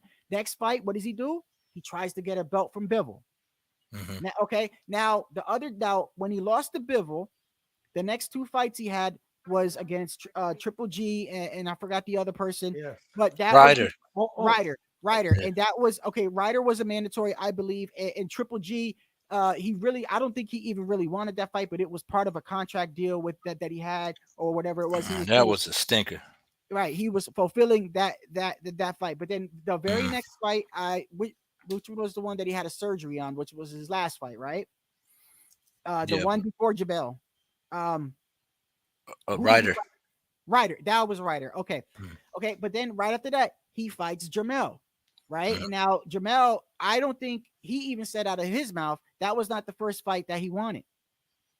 He said he didn't want Jamel. They came to him with Jamel because Jamal wasn't ready. And Right. so I think Canelo is going to fight the winner of this fight because I think every fight he wants to get a belt. Or I something. hope so because I'll be on him if he don't because let's face it, it's two guys that been wanting to fight him, that been clamoring to fight, and if you are a Canelo fan, you I You should mean at want what point, yeah, at what point do you want him to shut one of these guys up? right. You know what I'm saying? And And I'm always like that. I'm always like that. If you're a fan, you should be advocating for your fighter to fight him, not right, advocating not for him to fight him. yeah, Because like why should he fight him? He's not on his level and all when that. people say why should he fight him, that makes me Right. think that you're afraid that you think he's Right, gonna I lose. do too because it's like, but you ain't criticizing the Ryder fight. You know what I'm saying? You're not criticizing you know what I mean, a couple fights. Who was the one guy he Well, fought from Turkey? I will say in his defense, which fight was it, Puro, where you could clearly see in the back when Canelo's putting on his glove, he's wincing.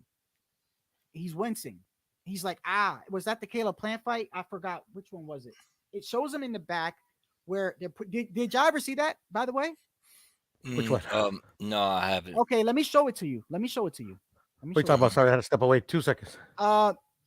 He was like, he said that Canelo needs to be criticized for or something along the lines of with the Ryder fight, and I said, yeah, but when I look back at it, I remember a fight or two before that when Canelo was in the back and they're putting a glove on that hand and he's wincing.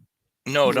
I think you understood what I was saying. I said if you're gonna criticize him, if you're gonna criticize Andrade and Benavidez, why wouldn't you criticize a Ryder fight or a who's the dude he fought from Turkey?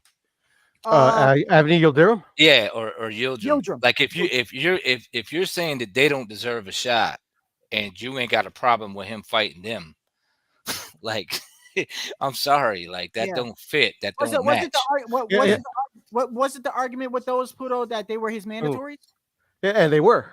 At the end of the day, it's like the Bud and Boots situation. Like a lot of people aren't happy that he got stripped. Neither am I, because not because like oh my God, justice for Bud or anything like that. Right. It's just like I mean, dude, They just were barely pretty won quick. the title. He just won the title.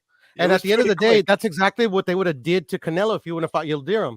They made the Callum Smith fight with the caveat that if he wins, he has to face the mandatory immediately, which he did. At the end of the day, John Ryder was the mandatory, and before he became the mandatory, he had a fight against Zach Parker, which they offered to Boo Boo first. Boo Boo declined it. You know, that ain't on Canelo. So I get if people want declined which fight. Oh, 1, 2. The Zach Parker fight. Oh, Poto, please let me get this one. All right, cool. You got it, man. All right, this is why I've never disliked Boo Boo as a fighter. I think he's a good fighter. I think he's a gifted fighter. My always number one issue that I had was I would see people trying to project him as a man that's everyone's running from him as a boogeyman or something like that, right? Because I've literally heard people say when it comes to Boo Boo, well, his whole career people been running from him. Nobody wants to fight this man. Of course his resume looks like that. When Janabek wanted to fight him twice, he turned that fight down both times, and Janabek was literally chasing that man. Now he moves up. Zach Parker, he was supposed to fight Zach Parker, and the winner gets Canelo, and he didn't fight Zach Parker. Yes. I criticized him for that too. Right. And that's where I'm like, okay, well, wait a second. But I stood with him prior to that. Right. And then the thing is, right, people will say, well, Janabek is not that good. And look at his last fight. Or they'll say, Zach Parker, are you serious? Right. Zach Parker. But then I'm like, but then hold on a second. If these people are not as good as you're saying, then he should have been like, okay. Right. Yeah. It don't match. It don't match. Right. Right. That's what I mean. Yeah, go ahead. My bad. But that's what I'm saying about that. Whether it's a mandatory or not, I'm talking about as the fans are complaining about that. What I'm saying is, I really feel like the fans do want to see him in there with a Benavidez or a Boo Boo or a winner of this fight. And I feel like what's wrong with giving the fans what they want once in a while? I mean, you know what I mean? I understand his run at well, I don't know about that. Like at 168, like. That was one of the reasons, like at that point also, Boo Boo was a mandatory and he jumped to 175, which is still a great accomplishment. Like when he jumped to 175 to fight Kovalev, I was like, that's badass. Like, and I got a lot of criticism for that. I was like, yo, he went in there and knocked out the Crusher. Oh, the Crusher lost. I'm like, I don't care how old he was. That motherfucker still hits hard. What are you talking about? About that Boo Boo was the mandatory. What are you talking about? Well, he was the mandatory, wasn't he? No, he was the champion. Jumped up.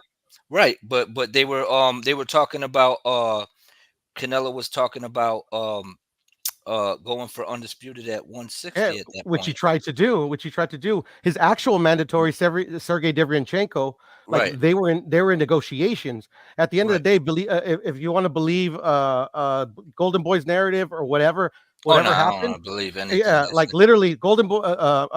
They stated that Sergey Devryanchenko was trying to outprice himself. They're trying to make a deal. At the end of the day, no deal was able to be made. The last minute, they tried to talk to the IBF to give them an extension so they can negotiate with Boo Boo Andrade. Since Devryanchenko didn't want to play ball, and the IBF refused, and they stripped him. At the end of the day, still fighting Boo Boo. At the end of the day, like he's fighting Boo Boo for nothing at that point. At the end of the day, I can see where that criticism comes from. Well, what I'm trying to say is whether he still needs the WBO if he wants to go for undisputed. No, I get it, but he doesn't have the IBF. Yeah, he doesn't have the IBF anymore. But that's apples and oranges. You still need the WBO, and then you can go get. You can go for the IBF, because think about it. That's what he was claiming he wanted to do. But then when we're nitpicking. We're nitpicking. No, now that's not nitpicking. That's yes, it is, because like literally, like he wants to do. He tried to make the fight with Boo Boo, and they stripped him. Am I correct or not? Whether stripped him of the IBF, that had nothing to do with Boo Boo. No, I know it didn't have to. He has a WBO. None of this had to do with Boo Boo. Right, but what I'm trying to say is he probably got frustrated. That's on him. But at the same point, and in the same argument, he was constantly saying, I want to be undisputed at 160.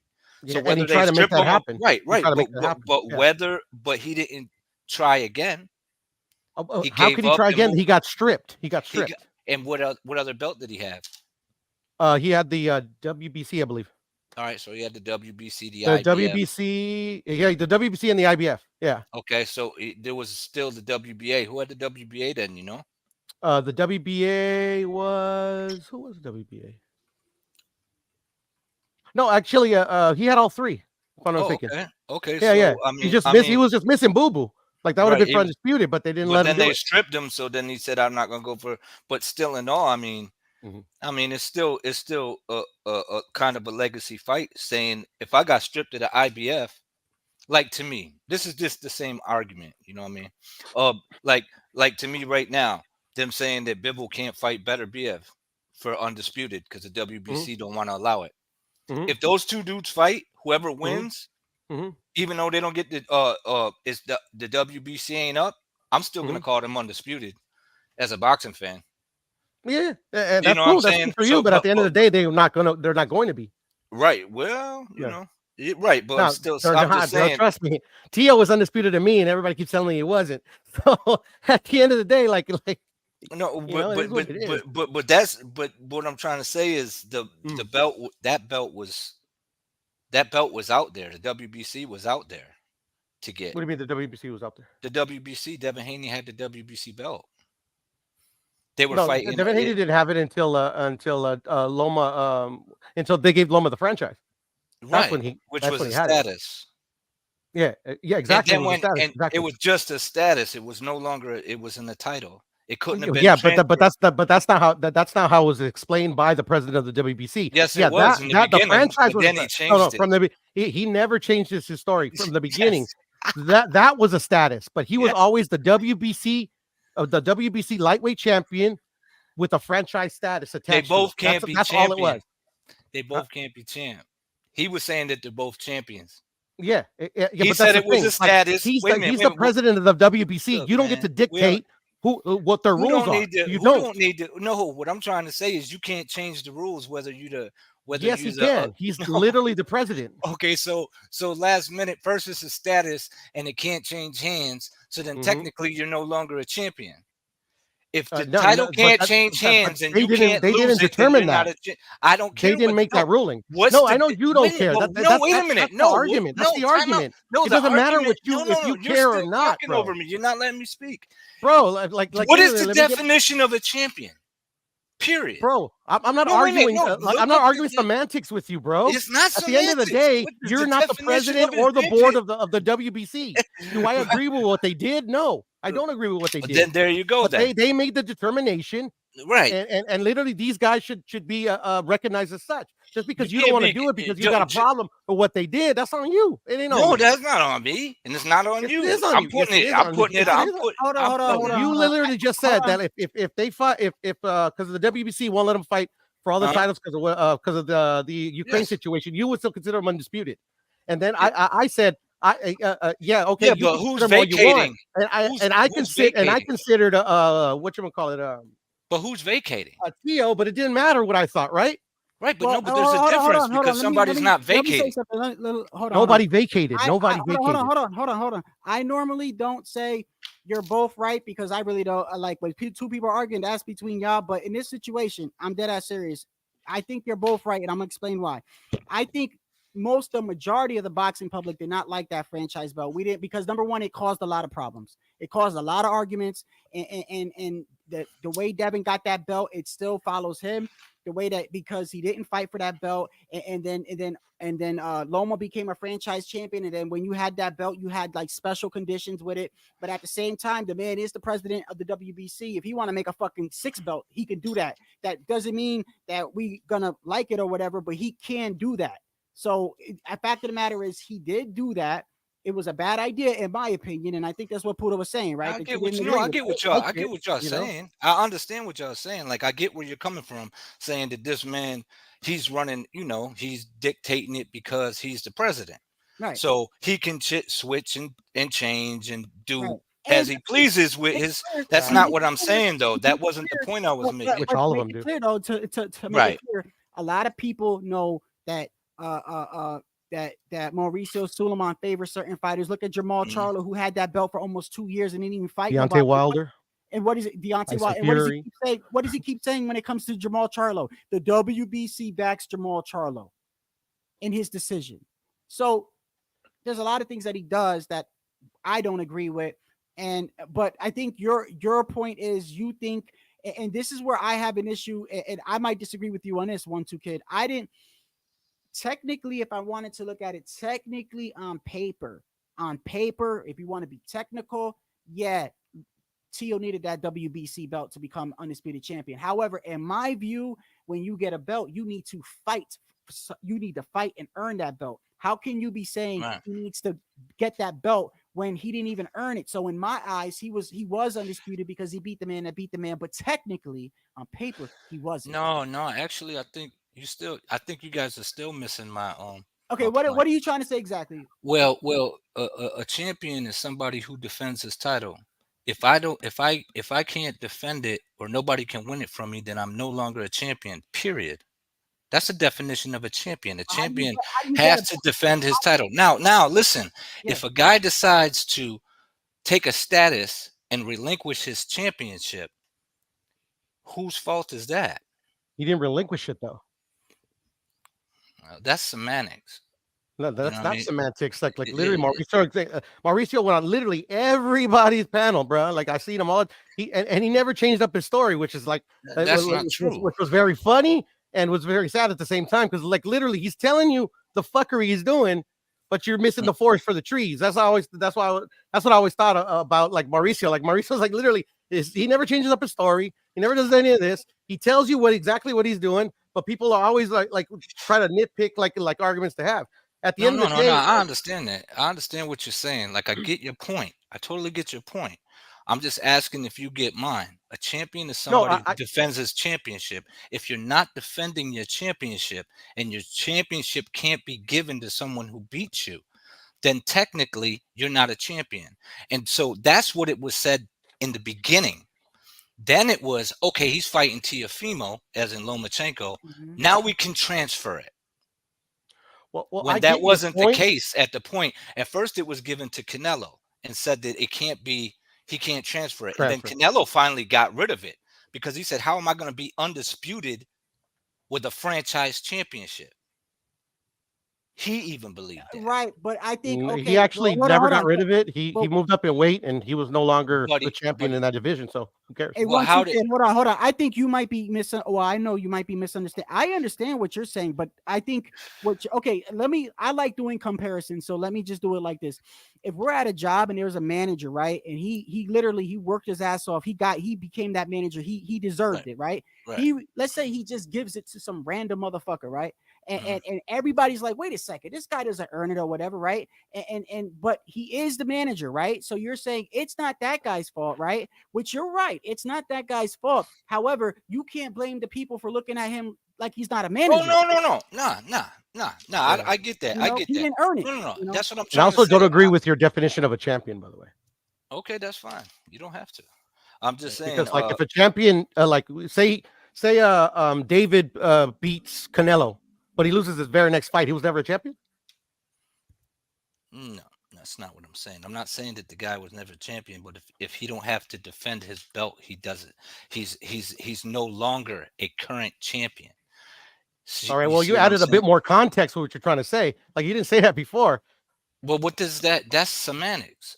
You just it's not semantics. Listen, man. Like Listen, bro. If I'm a champion, if I'm in your feelings this much, bro. Dude, I'm not in my feelings. You just keep talking over me. If a guy, bro, you literally just talked over me, bro. I mean, so are we being hypocrites here or what? Well, I mean, I guess we are. Because that's okay, so you're getting into your feelings, bro. So like, if you don't want me to interrupt, you don't interrupt me. Go ahead. Go ahead. Shoot. No. Let me. This is why none of us like the franchise belt. Because this is what it causes right here. It causes that everybody has a different view on it. Mauricio should have never did it because this is this is why I don't like it. I don't like it because it caused so many fucking problems within the community and problem. I mean, it is what it is. I mean, people are like, it's just debating or whatever, but still it caused a whole bunch of it. And every time it's brought up, people have a different view on how they see it. And it would have never happened if the man would have just never made it. You know what I mean? Hey, my man, this is your this is your outlet. So if you want to change the subject, we can. No Yeah. problem. And Okay, also, I'm with it. I'm on YouTube for this. So like, I love this. hey, I love the debate. I know, yeah, I'm here for this. certain people love doing that, you know, but I just feel like in this subject it's sort of like I don't know, I compare it to like a Republican trying to explain to a liberal why he's a liberal and vice versa. It's gonna go on That's a forever, good point. bro. Y'all ain't never gonna be like, oh, I agree with you. No, y'all gonna just keep saying I disagree with you on this point, I disagree with you on this point, and all I'm saying is, can we just agree that the whole shit is just messed up? Yeah, I yeah, agree with yeah. that shit. You know what I mean? The whole Yeah. shit. It was fucked up, and I was just saying that once you give it up, then you're no longer the champ. That's how I looked at it because it was the four belt era. It's the four belt era. That was it. All And right, fair enough. and yeah. So there we go. So what do y'all think? What do you guys think about the whole Andre and Benavidez thing? What are the keys to victory in that fight? I think that you know, like I said, I've said it a million times and I'll say it again. I do not hold on one second. Somebody's here. Let me make sure. I know it's Raider, but I gotta make sure because last time somebody came in with G Funky's avatar and it wasn't G Funky. Hold on one second. Yo, Yo, what's cracking? oh, What it up, is Raider? Raider. Oh, my boy, bro. I've not seen this What's dude up? Absolutely, Raider. Okay. No, What's bro. up? What's cracking, homies? Buenas noches. chilling. Buenas noches, güey. What's cracking, man? What up? It's another day, you know. Talking about we talking about the Andrade and Benavidez. What do you think is who you think is gonna win? What's the keys to victory? You think Boo was gonna give him a fight? What's going on? Yeah, I think Benavidez gonna win. I have money on that fight too. So, but I just think he's gonna overwhelm this dude, bro. I think Andrade's got. I don't think he's got the best feet, bro. That fool's clumsy sometimes. You know what I mean? Yeah, he moves around the ring. Yeah, he's a southpaw, maybe a little crafty, maybe a little awkward, bro. But I think Plant has better feet. Plant's just as good as a boxer, and yeah, he did fucking kind of slow down halfway during the fight. You know, he fucking gassed out. But David was able to cut off the ring with that guy, and that was a good fight too, though, bro. But we'll see. I think it's gonna be a good fight. The first couple of rounds are gonna be a little bit kind of feeling each other out, but it's gonna get interesting in the later rounds, bro. In the mid to late rounds is where it's gonna get good. Do Because you that's think when Do you think Benavidez Boo turns it has? up. I just want to ask you this because so far everybody has says yes, but maybe you have a different view on it. Do you think Boo Boo has a style to complicate things because he's a counterpuncher? Um, he's gonna have to be precise, bro, because when he counter punches, when he catches David is not the kind of guy that's gonna throw one jab, get counter punched, and stop throwing punches, bro. I can see Andrade, in order for him to have success, in my opinion, he's gonna have to counter punch, land, not only counter punch but land the counter punch, and then move away, and not let David set his feet. But that's gonna be hard, bro, because Andrade has his footwork is like a little. I don't want to say. Well, I'll say clumsy, bro. You know what I mean? But it's gonna be hard, bro, because David throws a lot of punches, bro. So if he misses on a counter punch, bro, he's susceptible to getting a couple of fucking 1, 2, 3s, you know. So I don't know. We'll Combinations. see. You think Yeah, I think you should use that weight, man. Lunge in and just lean on him. Take them legs away if he wants to. You know what I mean? Who, David or Boo Boo? David. Oh, Yeah, he's the bigger guy. So I mean, he does that. Then he get him in the corner. He could let his hands go. I And think I yeah, think and David's body shots are gonna give Boo Boo problems, but I think Boo Boo. I honestly believe, and this is just me. I think if he catches David in between exchanges and gets his respect, it's gonna make it a better fight because to me, in order to beat David, he has to respect you. If he doesn't respect you, he's gonna assault you. He's gonna walk you down, bro. yeah, but I don't like I said, walking him down. Like he's gotta take position. He can't just walk towards him. That's not gonna work. Well, he He's doesn't got do to it right cut the away, ring though. off You and know what I mean? everything. He waits till He and use his jab. He's got an underrated jab too. Is a Benavidez. He's got a really good jab, and if his jab can land at range, then Boo Boo's really gonna have a long night. But he's gotta and Boo Boo's gotta move and use angles all night long, all night long, and pot shot. Yeah, I I think remember also, too. David, my bad. David's a big dude, bro. So he's got yeah, a long jab. He's got long legs, bro. So it's easier for him to cut off the ring than the guys that Andrade is used to fighting. you Smaller fighting against dudes. So smaller dudes. That's true too. yeah, That's what I said. But if you also, man, why not? Why not pull a Tyson Fury and lean on him a little bit and get them legs weak? You know what I mean? Like that. That would definitely when we're holding. You know how you're gonna have to break them every once in a while, or maybe a lot. Who knows? Just pull up and lean on him a little bit. Put some weight on them legs, and that's gonna slow him down. That would be the keys to victory for Benavidez. For Boo Boo is keep turning him. He likes to come flat. He squares himself up a lot.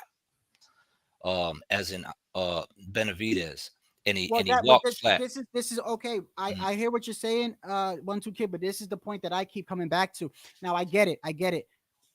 I wouldn't put Boo Boo up there with the past 10 fighters David has faced. I will say that. I will say that I think Boo Boo is better than them, even taking Boo Boo's I guess we could call it a kind of soft resume. I would Mhm. say that this is probably David's hardest fight and definitely Boo Boo's hardest fight. Yeah, oh yeah. But I will say this though. There hasn't been one person on David's resume that at some point he didn't start when I mean walking him down, I mean there was a point where he turned that switch on and just started like assaulting, almost like just constant pressure, pressure, pressure. Now with David Lemieux, he did it right away. Anthony with Anthony Durrell, it was a little bit later in the rounds. He was, he was using his jab. He was just basically staying on the outside. With Caleb Plant, he did the same thing for the first 6 rounds. He was staying on the Mhm. outside a little bit. You know what I mean? But once he caught Plant with that body shot, he started walking him down. And so when you say turning him, Boo Boo's gonna have to not get tired, bro. Because the moment he Right, gets right. tired, That that's yeah. when that's You gonna gotta do it all night. Yeah, it's not do it gonna all be night an then. easy task, especially when he comes on later on. And a couple straight body shots for either one of them is gonna take effect as well too.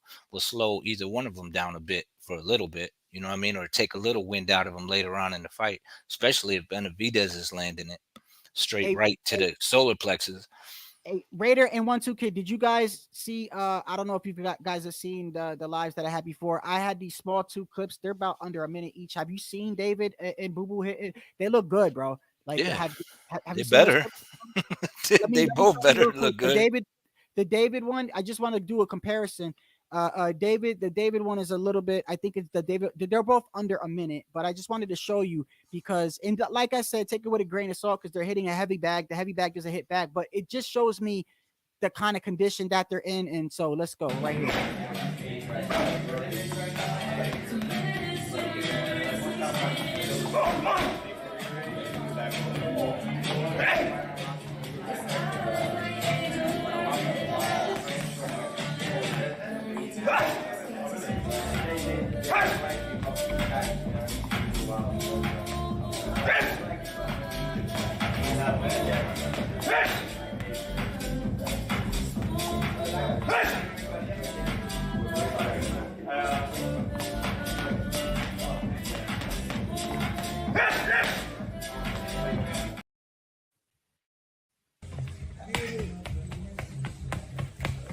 Go, Chad. Let's go, Chad.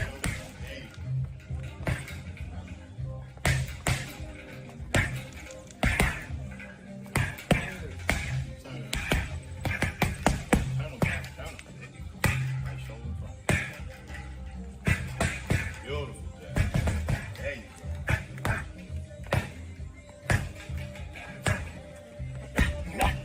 Who's show? My show, baby. What time is it? Showtime, baby. Let's go. Let's go. Let's go. Let's go. He keeps saying he's bigger. He keeps saying he's stronger. I don't hear him saying faster. So I've said this before. I know it's just hitting a bag, but I could see how Boo Boo style gives David problems. Maybe in the beginning of the fight, I could see it. And now because of the fact that he's actually quicker than I thought. He's actually a little bit quicker than I thought. And now, of course, bro, this is hitting a bag. But I can only go off what I see. I already know from looking at that. David always goes. David tears that body up, bro. Like if you fight David, you need to block your body ASAP because that he's gonna either side, left or right. So, but I could see like because of like, and I think he was talking about it once. If he's turning him and he's crafty like that, and he's throwing those fluid combinations, I could see him catching David. But the problem is I think somebody put it in the comment section. You know, if he gasses out like everyone else does when they fight David, I mean, you got to be in exceptional shape to just keep circling David and trying to, like to me to beat David, I think you gotta get the dog in you and you gotta hurt him. You gotta hurt him. That's what I think. Maybe. I don't think that you circling him and trying to outpoint him, because I don't think anybody at 168 can do that. Or because at some point David is going to be like, I'm gonna turn it up. And when he turns it up, he's going to start coming forward and he's going to start ripping the body more. You know, the first couple of rounds, he stays on the outside because he's trying to fill you out. That's to me, that's Andrade's best right there. You need to take advantage right there. Those first couple of rounds. Yeah. To me, bro, I was looking right now. I just saw that video that you were showing me. I saw something right there on Andrade, bro, that I didn't like Andrade doing. What? If this guy doesn't move his head, bro, he's gonna get fucking jabbed right in the fucking center of his head, bro. If you rewind it, look how his stance is when he's throwing jabs, bro, and he's throwing the body shots. Go, Chad. Go, Chad.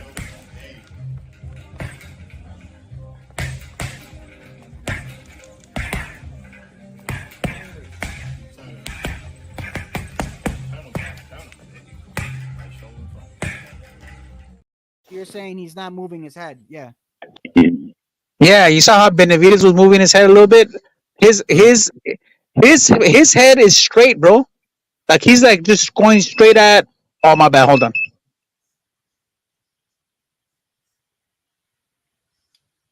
Yeah, anybody that don't move their head against Benavidez is gonna be in trouble. Yeah. Come on, I mean, I get that. What the problem is?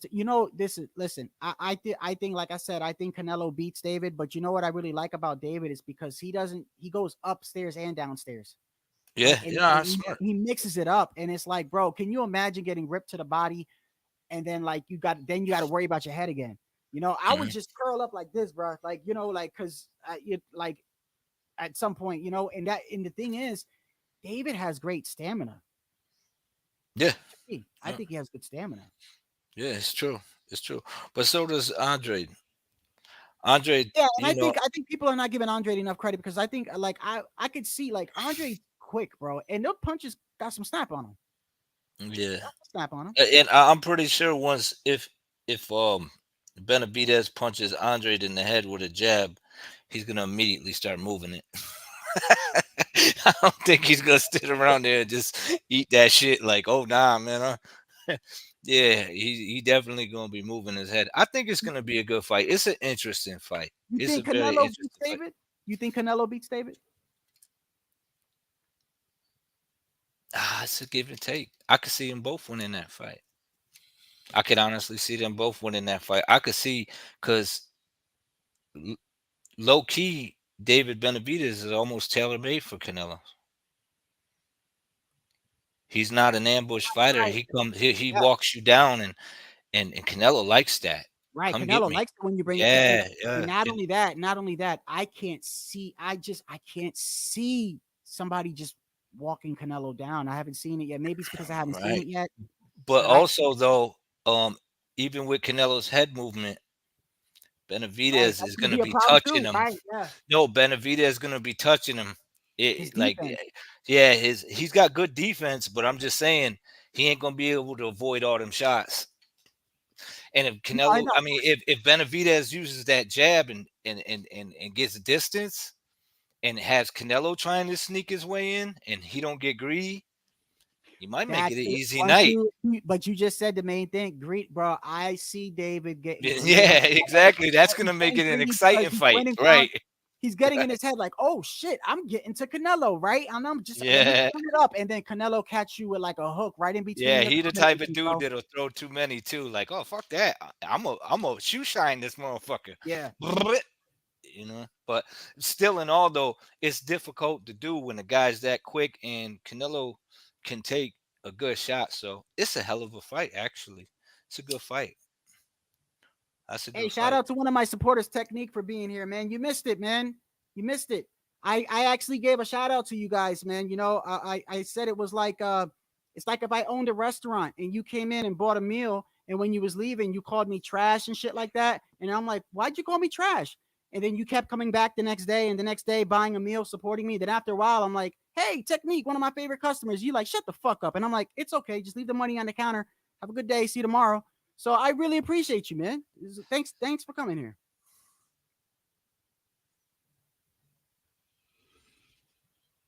David has way too much cardio, and he will just destroy Andrade in the late rounds. Yeah, well, we'll see. Maybe.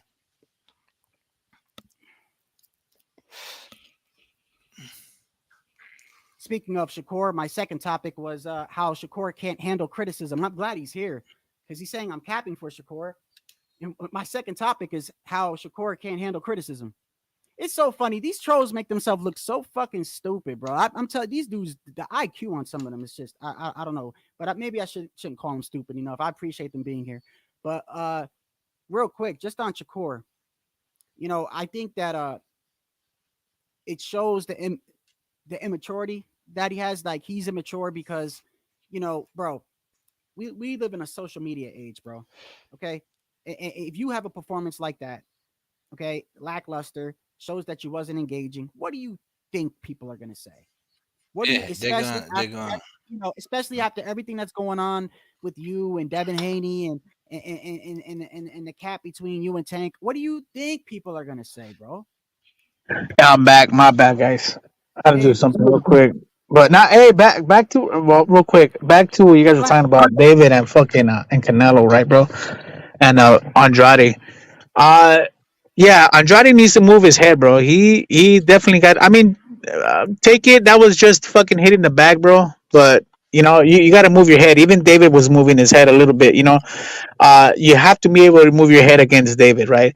I'll give you guys an example. Canelo is a guy that moves his head, right? He's always moving his head, and against Canelo, you cannot have a lazy jab against Canelo, bro. Look what happened to Danny Jacobs, a guy that throws kind of jabs, not lazy jabs, but Daniel Jacob uses his jab for his reach, right? So he can know where to throw his right. He does it for the length, for the reach. When you do that and you're throwing lazy jabs, Canelo's head movement will That's go weak. around it and then he lands his shit.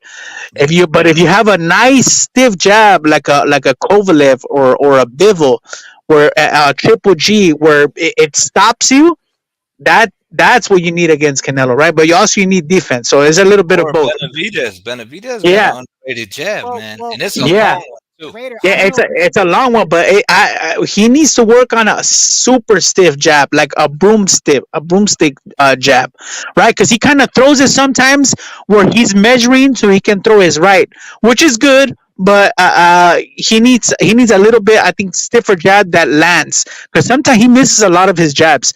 But if he can get it to land more, like a little bit more accuracy, that'll be great, you know? Hey, let me get your opinion on this, Raider, because you was on the phone, I think, and me and him were talking about it. I said that, in my opinion, and of course, it's just my opinion, that I think that the winner of the Boo Boo and David fight, right? I think that no matter who the winner is, the loser would have exploited something in him. So like if David wins, he's gonna win, but we're gonna see weaknesses that Boo Boo capitalized on, and vice versa. Boo Boo wins, we're definitely gonna see things that David was doing to him, and I feel like no matter who the winner is, I think that the Canelo we have at 168 right now, I just don't think that they could beat him. I think I would favor Canelo, and I said the reason why I favor him versus David is because number one, Canelo's defense is really under. The first thing that the first word that comes to my mind when I see him, like one of the first words when I think of Canelo is defense, bro. His defense is exceptional. He's got a chin, and I just feel like David would get comfortable later on in the fight, because I think he will have success against Canelo, and I think that he's going to get comfortable, and I think he'll get clipped. He's going to get countered. He's going to get clipped in between a combination or something like that, because every punch Canelo throws is with bad intentions, bro. Like bad intentions. Who do you think would win that fight between? Who do you favor, David or Canelo? Well, let me tell you this, bro. Canelo, if Canelo's issue is stamina, bro. Right, his stamina, starts gassing out. He throws these huge punches with intentions, and if he starts missing these, like he did against Bivol, it weighs down on him. He gets tired faster, and then a guy like David Benavidez can easily come in the later half with a lot more in the gas tank. That's where he starts building up. That could cause trouble for Canelo. But if Canelo has no issues with it, or, well, I'm not saying no issues, but if he gasses out like in the last 2-3 rounds, I think he could. Canelo's skills is too much for David, bro. Like his counter punching, David. He's a good. He throws a lot of punches, bro. But look. I'll give you an example. Look at Triple G, right? Triple G's a guy who threw a lot of punches. Remember that one shot that he landed on Canelo, like in what was it, the first fight or second fight? I think the first fight. It was the first fight, was it? Yeah, the first fight. His huge fucking shot, right? That everyone was like, "Whoa!" Look at the next seven or eight punches that right after that Triple G threw. He missed all of them because of Canelo's defense. Yeah, Yeah. yeah. Every single one he fucking missed, bro. And I was like, God damn, that if that was so. I don't know, bro. That fight is interesting, but I think Canelo will just outbox him, bro. Well, the reason He'll why just outbox him. the reason why I think he beats him is because I was questioning his stamina, and against Jamel, he didn't look like he got tired. Yeah, I think 168 is the Yeah, he That's can what I counter said. him a lot 168 is the best for Canelo, bro. Like all 168. night. And if one of those are like body shots, that left hook to the body, he can't miss Benavidez's body. He Well, can't. look and look how tall. Okay, look how tall this fucker is, David Benavidez, right? But do you guys remember the Callum Smith fight? I don't really want to compare styles, but look at the height, right? These guys are taller, right? Canelo, what he does, he kind of like kind of stalks. He looks at you, he's sideways, and when you're throwing the jab, lazy jab, he just goes right under him, right? He ducks down like if he's ducking under that rope. When you're going, when you do that rope exercise, you're going from one side of the rope to the next one, and you're just dipping down. When he does that, or like when somebody's jabbing and he does that, he gets to you so much faster. That's what Mike Tyson used to do, right? Just kind of duck underneath the rope, duck underneath the jabs, gets Yep. real close, goes to the body, and then throws one fake one, and then lands a huge right. Like Yep. by no time he's like real close to you. That's Right. that's how Canelo got way better than before. Before, like with the Mayweather, he couldn't get close to these guys. Fucking Erislandy Lara, he couldn't get close to these guys, but he found out by ducking down and moving up and down, moving his head through the jabs, he'll get there right away. And jab, go to the body, and fake and throw a big fucking looping right, bro. Like, you know what I mean? I don't know, bro. To me, bro, that the skills and the defense that Canelo has might be too much for David. But I'm not saying David's not going to be in the fight. I can see David easily winning 4 or 5 rounds, bro. But it's going to be hard to win a fight against Canelo, bro. Especially if Canelo doesn't gas out, bro. Good Yeah, luck on that you know one. what? You know what? That's another thing. Same game plan for Benavidez against Canelo. Once they get on the inside and just once they're grabbing, lean on them. That's because Canelo likes to fight in spurts, and he fights in spurts because he has a stamina issue. And if you wear them legs down, same thing. And you're much taller too. He's in good shape, but it's gonna have effect later on. Then turn it up later. But yeah, Canelo does. He cuts the distance. He could slip a jab, and then he's halfway to you. He's already there. Like Mike, I said, Yeah, yeah, earlier, like a Mike Tyson esque. yeah, Yeah, exactly. yeah. But I really feel like, yeah, and he could spring the shot. So yeah, The, yeah, the especially if only guys walking to him. And the only issue I have with that about David leaning on these guys, I would like him to do that, and that'll actually work. But he's not the kind of fighter that does that.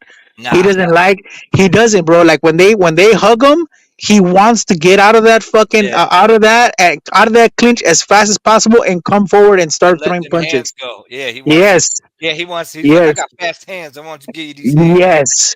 Like get Right. me out of this fucking clinch, like Mhm. as ASAP, Yeah, homie. Now let yeah. me fucking throw these hands. Hey, Forearm, for Yeah. some, I don't forearm. think Yeah, for some reason I don't think I understand like if he did that it would be to his obviously it would help him every fight. But I think that I for some reason I just can't see Canelo allowing someone to lean on him like that.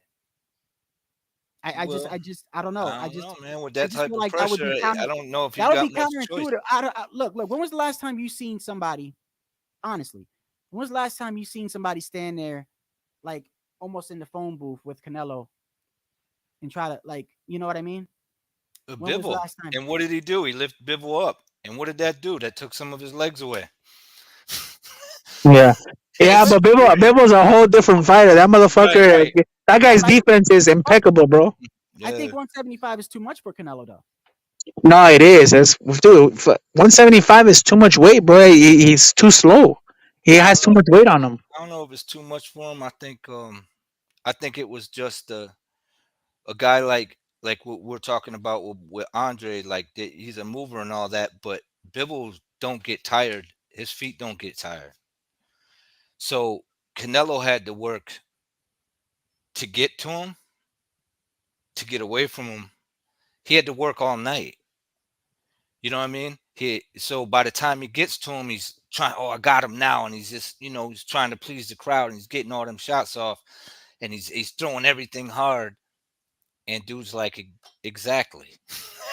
You know what I mean? Yeah. No, no. To me, what I saw in that fight, the Bibbo fight, was an exhausted Canelo. Even after the third round, bro.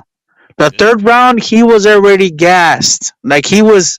That's it, bro. You could see it in his fucking face, his breath, the way he moved. I think he was just he was too heavy, bro. Like 170. How much did he weigh? If he had to weigh in at 175, right? How much did he come in at 180 something? This guy's 5'7", bro. Five Right, seven, yeah. right. Five. You know what I mean? Like that's a You lot of also fucking weight pace for these yourself, fucking but boxers. you also this Oh, hold on, dude. just real quick. When he fought Golovkin, remember, was it the first one or the second one? Remember that Canelo style where he was more moving, throwing faster combinations and stuff like that. And now we see him as this like 1-2, kind of like without all this power. I don't know if it's because he's getting older and that type of style would exert more energy because he knows he has a stamina issue. But I think if there's anything I would fix with Canelo is just you don't have to throw every shot at 100%, bro. Right. You don't have to. Yeah, well, I think, bro, his thing was his stamina, bro. If he doesn't have stamina issues, I don't see nobody beating him, bro. But here's Like, the thing: is why does he have stamina issues? Most of the because, reason well, I he mean, let me get let me tired. let me tell you. I'll tell you exactly Go ahead. why. And this is my opinion, right? He's always had bad knees, so he doesn't run a lot. He doesn't run. And anybody that knows, you want cardio, bro. You want to fucking have stamina. You have to fucking have cardio. You have to run, bro. Look at fucking Hagler, bro. That guy used to run like fucking 5 miles a day, bro, and he would last all 15 rounds. Look at Manny Pacquiao. A guy like Manny Pacquiao, he was running every fucking day miles, bro. That first round and the last round, you don't even see a difference. He fights the fucking same. Yeah. You have to run, and this fool has bad knees, and he wasn't known for running. He wasn't running at all. All he was doing is practicing on his craft. But yeah, he had his bad knee, and I think that's why he was never running, bro. But in this Charlo fight, he was running, and he can look at the fight. I didn't see him with uh any gassing out issues in this fight. Who Well, knows next fight? But when what I seen also on top of that is when he's in there with guys with feet as fast as Benavidez hands, he has an issue with them. Because they pot shot and then they're gone. They're in, they're out. And then he's like, oh, he's got to get his get back. So now he's doing more than he usually has to do. Guys like Kovalev, they got good feet, but they're not fast. They're not cutting out. They're not giving angles. They don't know where the ropes are behind them because they're not accustomed to fighting that way. And he's trying to do it, but he's kind of flat-footed. Even guys like Caleb Plant. Caleb Plant got good feet, but he don't know where he is in the ring sometimes. And he kind of sets down, and he when he spreads his legs, like when he spreads his feet apart, they're like Yeah. kind of like his feet are flat. And when he When the throws his guy's left, on their Yeah. toes, when they're he moving. throws He his was left, Hit him. stop. he was chasing Charlo that whole fight, though, all those 12 rounds. Though Yeah, Canelo was moving a lot in those 12 rounds. I'll tell you he was. that. He was. Oh yeah, he was. And and I gotta say, all that stamina that Charlo was known for, he used that on his feet that night because he Mhm. wasn't holding still Invader, much. Invader. That's why I said that I think this Canelo at 168. I don't think anybody beats him right now because I wanted to see how his stamina. First off, I wanted to see how he looked after the surgery. I wanted to see how another fight after the surgery, and or I don't know if that was his first or his second one, but I wanted to see how his stamina was. And when I saw like, bro, he was literally following him the whole fight, and in the last couple of rounds, he didn't look like he gassed out because we all know that, like you said, Raider, he throws like these 1-2 punches, and they're with a lot of power. That tires you out, bro. That's the same thing, the same issue I see with Oscar Let, Valdez. let, I feel like Oscar let, Valdez tires himself out because he throws every fucking punch with too much intention. let me ask you this, bro. Let me ask you guys this. So Canelo, you know how he fought Charlo in that fight, right? Mhm. Nothing that Charlo threw was didn't even fucking tickle Canelo, right? Right. Let me ask you this: what happens if David Benavidez goes in there and he's throwing these massive shots, and Canelo just goes nope, and he still comes forward? He doesn't feel them. How I good of a chance does Benavidez have now in beating Canelo? If Zero. you can't hurt Canelo, I don't know. Zero. I mean, Zero. even stop him in his tracks, and you can't do that. Yeah, I noticed that too. You know what I was saying when I was watching that fight? I'm glad you noticed that, Ray. I was gonna bring it up, but everyone always thinks I'm crazy when I say it. Yo, when Charlo was hitting Canelo, remember when Cotto fought Canelo? He was landing big shots, but it was like his punches were bouncing off Canelo's head, like it was hurting him when he was, you know what I'm saying? Like he was Yeah, punching a yeah. tree, and like, shit. It was the same thing. Like when he was hitting him, it was like, you know, but when like Triple G hit him, the punches stuck, but he ate them. It was different, but it was different. They weren't bouncing off of him. Same with Bivol. When Bivol was hitting them, they was sticking, but they didn't have the effect that you would have think that it would because of the Yeah, big shot. I But I know exactly what you're saying, bro. So the difference is Triple G and Bivol's punches were basically follow through punches, right? They follow through in their punches where it sticks, as in Charlo and these other guys when they're throwing their punches, they bounce off of them, right? They're yeah, just hitting that target, and that's it. As long as they hit the target, it's good. But Bivos and Triple G's, they're like follow through, which is like yeah, you they fucking hit it, you want to go through them. You know what I mean? and then they That's still why hit. it's stuck. But it still doesn't. Yeah, It it did. didn't do shit to Canelo. Yeah, That's the one thing is, imagine how mentally fucked you are, bro. If you're hitting this guy with everything you got, and he's just like, bro, like you're not doing anything to me. Nothing. That must be like, god damn, bro. What the fuck? yeah. How am I gonna beat this motherfucker? That's when you change your thing. Say, oh, if he's eating them, then I might as well make him fall. Give him some more. You know what I'm saying? But at the same Yeah. time, you also got Canelo moving his head, so he can take the shot and he can avoid the shot, and you got to worry about that counter too, where he's loading up and springing up a shot, got one waiting for you. So those are all shit, man. That's why I give him props for competing at that size, like height. Mhm. Yeah, and he takes full advantage of that too. But And I think that also just as important as Canelo's stamina, I think that David's stamina has to be good against Canelo because if you slow down against Canelo, that's gonna listen. He's so at this point in his career, he's got so much experience, bro. I mean, his defense alone But the reason why David has a chance because he's younger, he's bigger, he's taller, he's got more reach. I think he's faster. He doesn't have more power, but he's a faster with his fast combination, and he's a good body puncher. These are all things working for him. But then you got to look at Canelo: good defense, experience, power as well, iron chin. You see, it's like it almost balances it all out. But then we come right back to the same thing. I said, his weakness and his strength is the same for that fight, Benavidez. Number Hmm. one, he got the size, he got fast hands. I don't think Canelo gonna dodge every shot he throws.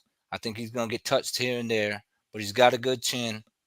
But if so, he can take advantage of that, but he can't get gritty. And it ain't in Benavidez not to get gritty. So it's just gonna be a good. It'll be a good fight, man. Benavidez gonna be like, I'm gonna show you these hands. So he gonna be open for the counters as well. I think it's gonna be a back and forth fight. I think if it goes down, how do y'all see a Andrade and Canelo fight happening? I have Canelo. To me, bro, that's an easy fight for Canelo, bro. For I Canelo, you think. think he just slips? I think so. Just if you look at the styles, right? Even though Andrade, yeah, he's a little crafty, he's awkward, he's a southpaw. I just can't. I think when he engages and he throws his combos at Canelo, Canelo's just gonna dip and just like the Mike Tyson move, go in there, jab, load up, go right underneath those jabs, bro, and fucking hurt this guy, bro. Like I don't know, bro. That's just me. I Yeah, don't We'll know. see I though. don't know. I We'll mean, see. Hey, how about this? Hold on. go Let ahead. me ask you this. Let me ask you this. I don't know if y'all agree with this. I think Andre has a better chance beating David than he does Canelo. Really? Yeah, Oh wow. he has a better chance beating Andre because I feel like Canelo has seen a similar style. It may not be a same style as Andre, but since Floyd, he's fought some movers not like Floyd, and Andre's not like Floyd, No, and I just feel no. like he's used to. He's not, you know what I mean. It's not going to be something he hasn't seen anymore. I think the first couple of rounds, he's going to be trying to figure him out or whatever. But I think because he's fought crafty fighters before, I think it'll be easier. I think David gives Canelo a harder run for his money because of David's style, his pressure style, and because of Canelo's stamina. And we don't know how good David takes a punch either. Ronald Graville dropped him. Hey, real quick, guys. I gotta do some shit real quick. If you guys are still on a little while, I'll come back on. But thank you Yeah, for having me on, man. yeah, I All right, Okay, appreciate okay. you. I All right, appreciate you. guys. Peace out. All right. I don't know. I don't know. I don't know, man. I don't know, Ghost. I think Andre could give Canelo some issues, man. Oh no, I, I'm not saying he I doesn't. think he could give him a lot of issues. No, I I think I think. think he I think he Mm. I just think that like I said, it's just my opinion. It's just like No, you no, have your no. I mean, I could see that. I could see where you're going with it. And the I just same think with the first half of the fight will same with be Andre will be tricky Raider, the first half of the fight with Canelo, but I think that Canelo will figure him out, and I just think because that to the be last end of the fight, I just think Canelo would get Canelo him. I just just think take David over. gives him a harder fight. You think he'll just plan him I don't know if in he'll the not. long run? No, I think. Well, you know what? I'm gonna say I don't know. I'm gonna be honest. I'm gonna say it because I want to see this fight coming up because, to be honest with you, I've never seen David really hurt or in trouble, and I've seen Boo Boo dropped in his career. Matter of fact, I've seen Boo Boo rocked a couple times, and I've seen him get dropped. I think when he was at welterweight, he got dropped, and both times he recovered very, very well. He recovered Right. well. Well, I mean, I seen Canelo hurt as well, but that was a lot earlier on in Long his time ago, career. right?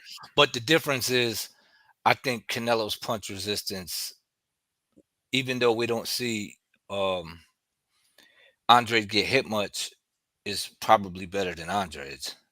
Oh yeah, But yeah. I see Andre touching him. Um, I could see Andre touching him a lot, and I could see him landing some stuff against Andre, but he'll have to work for it. I don't know, man. The thing about Andre that I don't think anyone gives him credit for is I ain't known anybody that had fought him that's been in the ring with him that said that he wasn't a super talented fighter. Like, Yeah, I've always thought that Boo Boo was talented. I just didn't agree with the whole boogeyman thing. oh yeah. You Well, know, for a before we while, I felt get out of like here, before we get out of here, because I've been on for over 2 hours, more than that. Um, let me get your final. So, who you think's gonna win? I'm gonna go live again this week, but just real quick, who you think's gonna win? Andrade between or Andrade and yeah, Benavidez, yeah. um, shit. Uh, I think, man, I really don't know. Keep going I back and really forth. don't. I just kind of want to watch it, man. You know, be honest with you. Look, my mind. Look, this is how I look at it. If I had to make a bet, safe money is David. Safe Yeah. money, Oh yeah. safe money is David. However, I just look at their styles, and for some reason, I just think Boo Boo's style gives David problems. Yeah. I just think it gives it problems. But I can't wait to see this fight. I think this Yeah. fight should have been more. I think people should have talked about it more, because especially we're finally getting, other than Canelo, we're getting fighters at 168, two good fighters really fighting each other, and possibly most likely, I think Canelo's gonna fight the winner. I don't see Hopefully. Canelo, if he doesn't fight the winner, it's gonna follow him, bro. Yeah. It's gonna follow him. They're always gonna say you ducked David or you ducked Boo Boo. And not that he really cares, because he's got $200 million and he's golfing, but still, I think that he has pride as a fighter. And I honestly don't think Canelo is scared of anybody. I do think that he has moved a certain way in his career, but Floyd did it too. And we could do that with almost anybody, except if we're going back in time. When we go back in time, they were doing it, they didn't care. But I just think that I don't think he's scared of anybody. I think I'm hoping and I think that the winner, he's gonna fight them, no doubt. I know a lot of people disagree. They think that if David wins, he's not gonna fight him, but I think he will. I think he will. I think after this fight, he's gonna fight the winner. But I just want to see the fight on Saturday, and I hope it's as good as it's gonna be, man. But with that, man, I appreciate you for joining me, man. And when I drop the link for now on, man, you can always come on, man. You're always welcome. All right, man. Thanks for All having right. me, man. I Enjoy. appreciate y'all, and thanks for everybody being here, man. I've been on for a while. I'll be All on right, man. tomorrow or the day after. Y'all have a blessed night. All right, peace.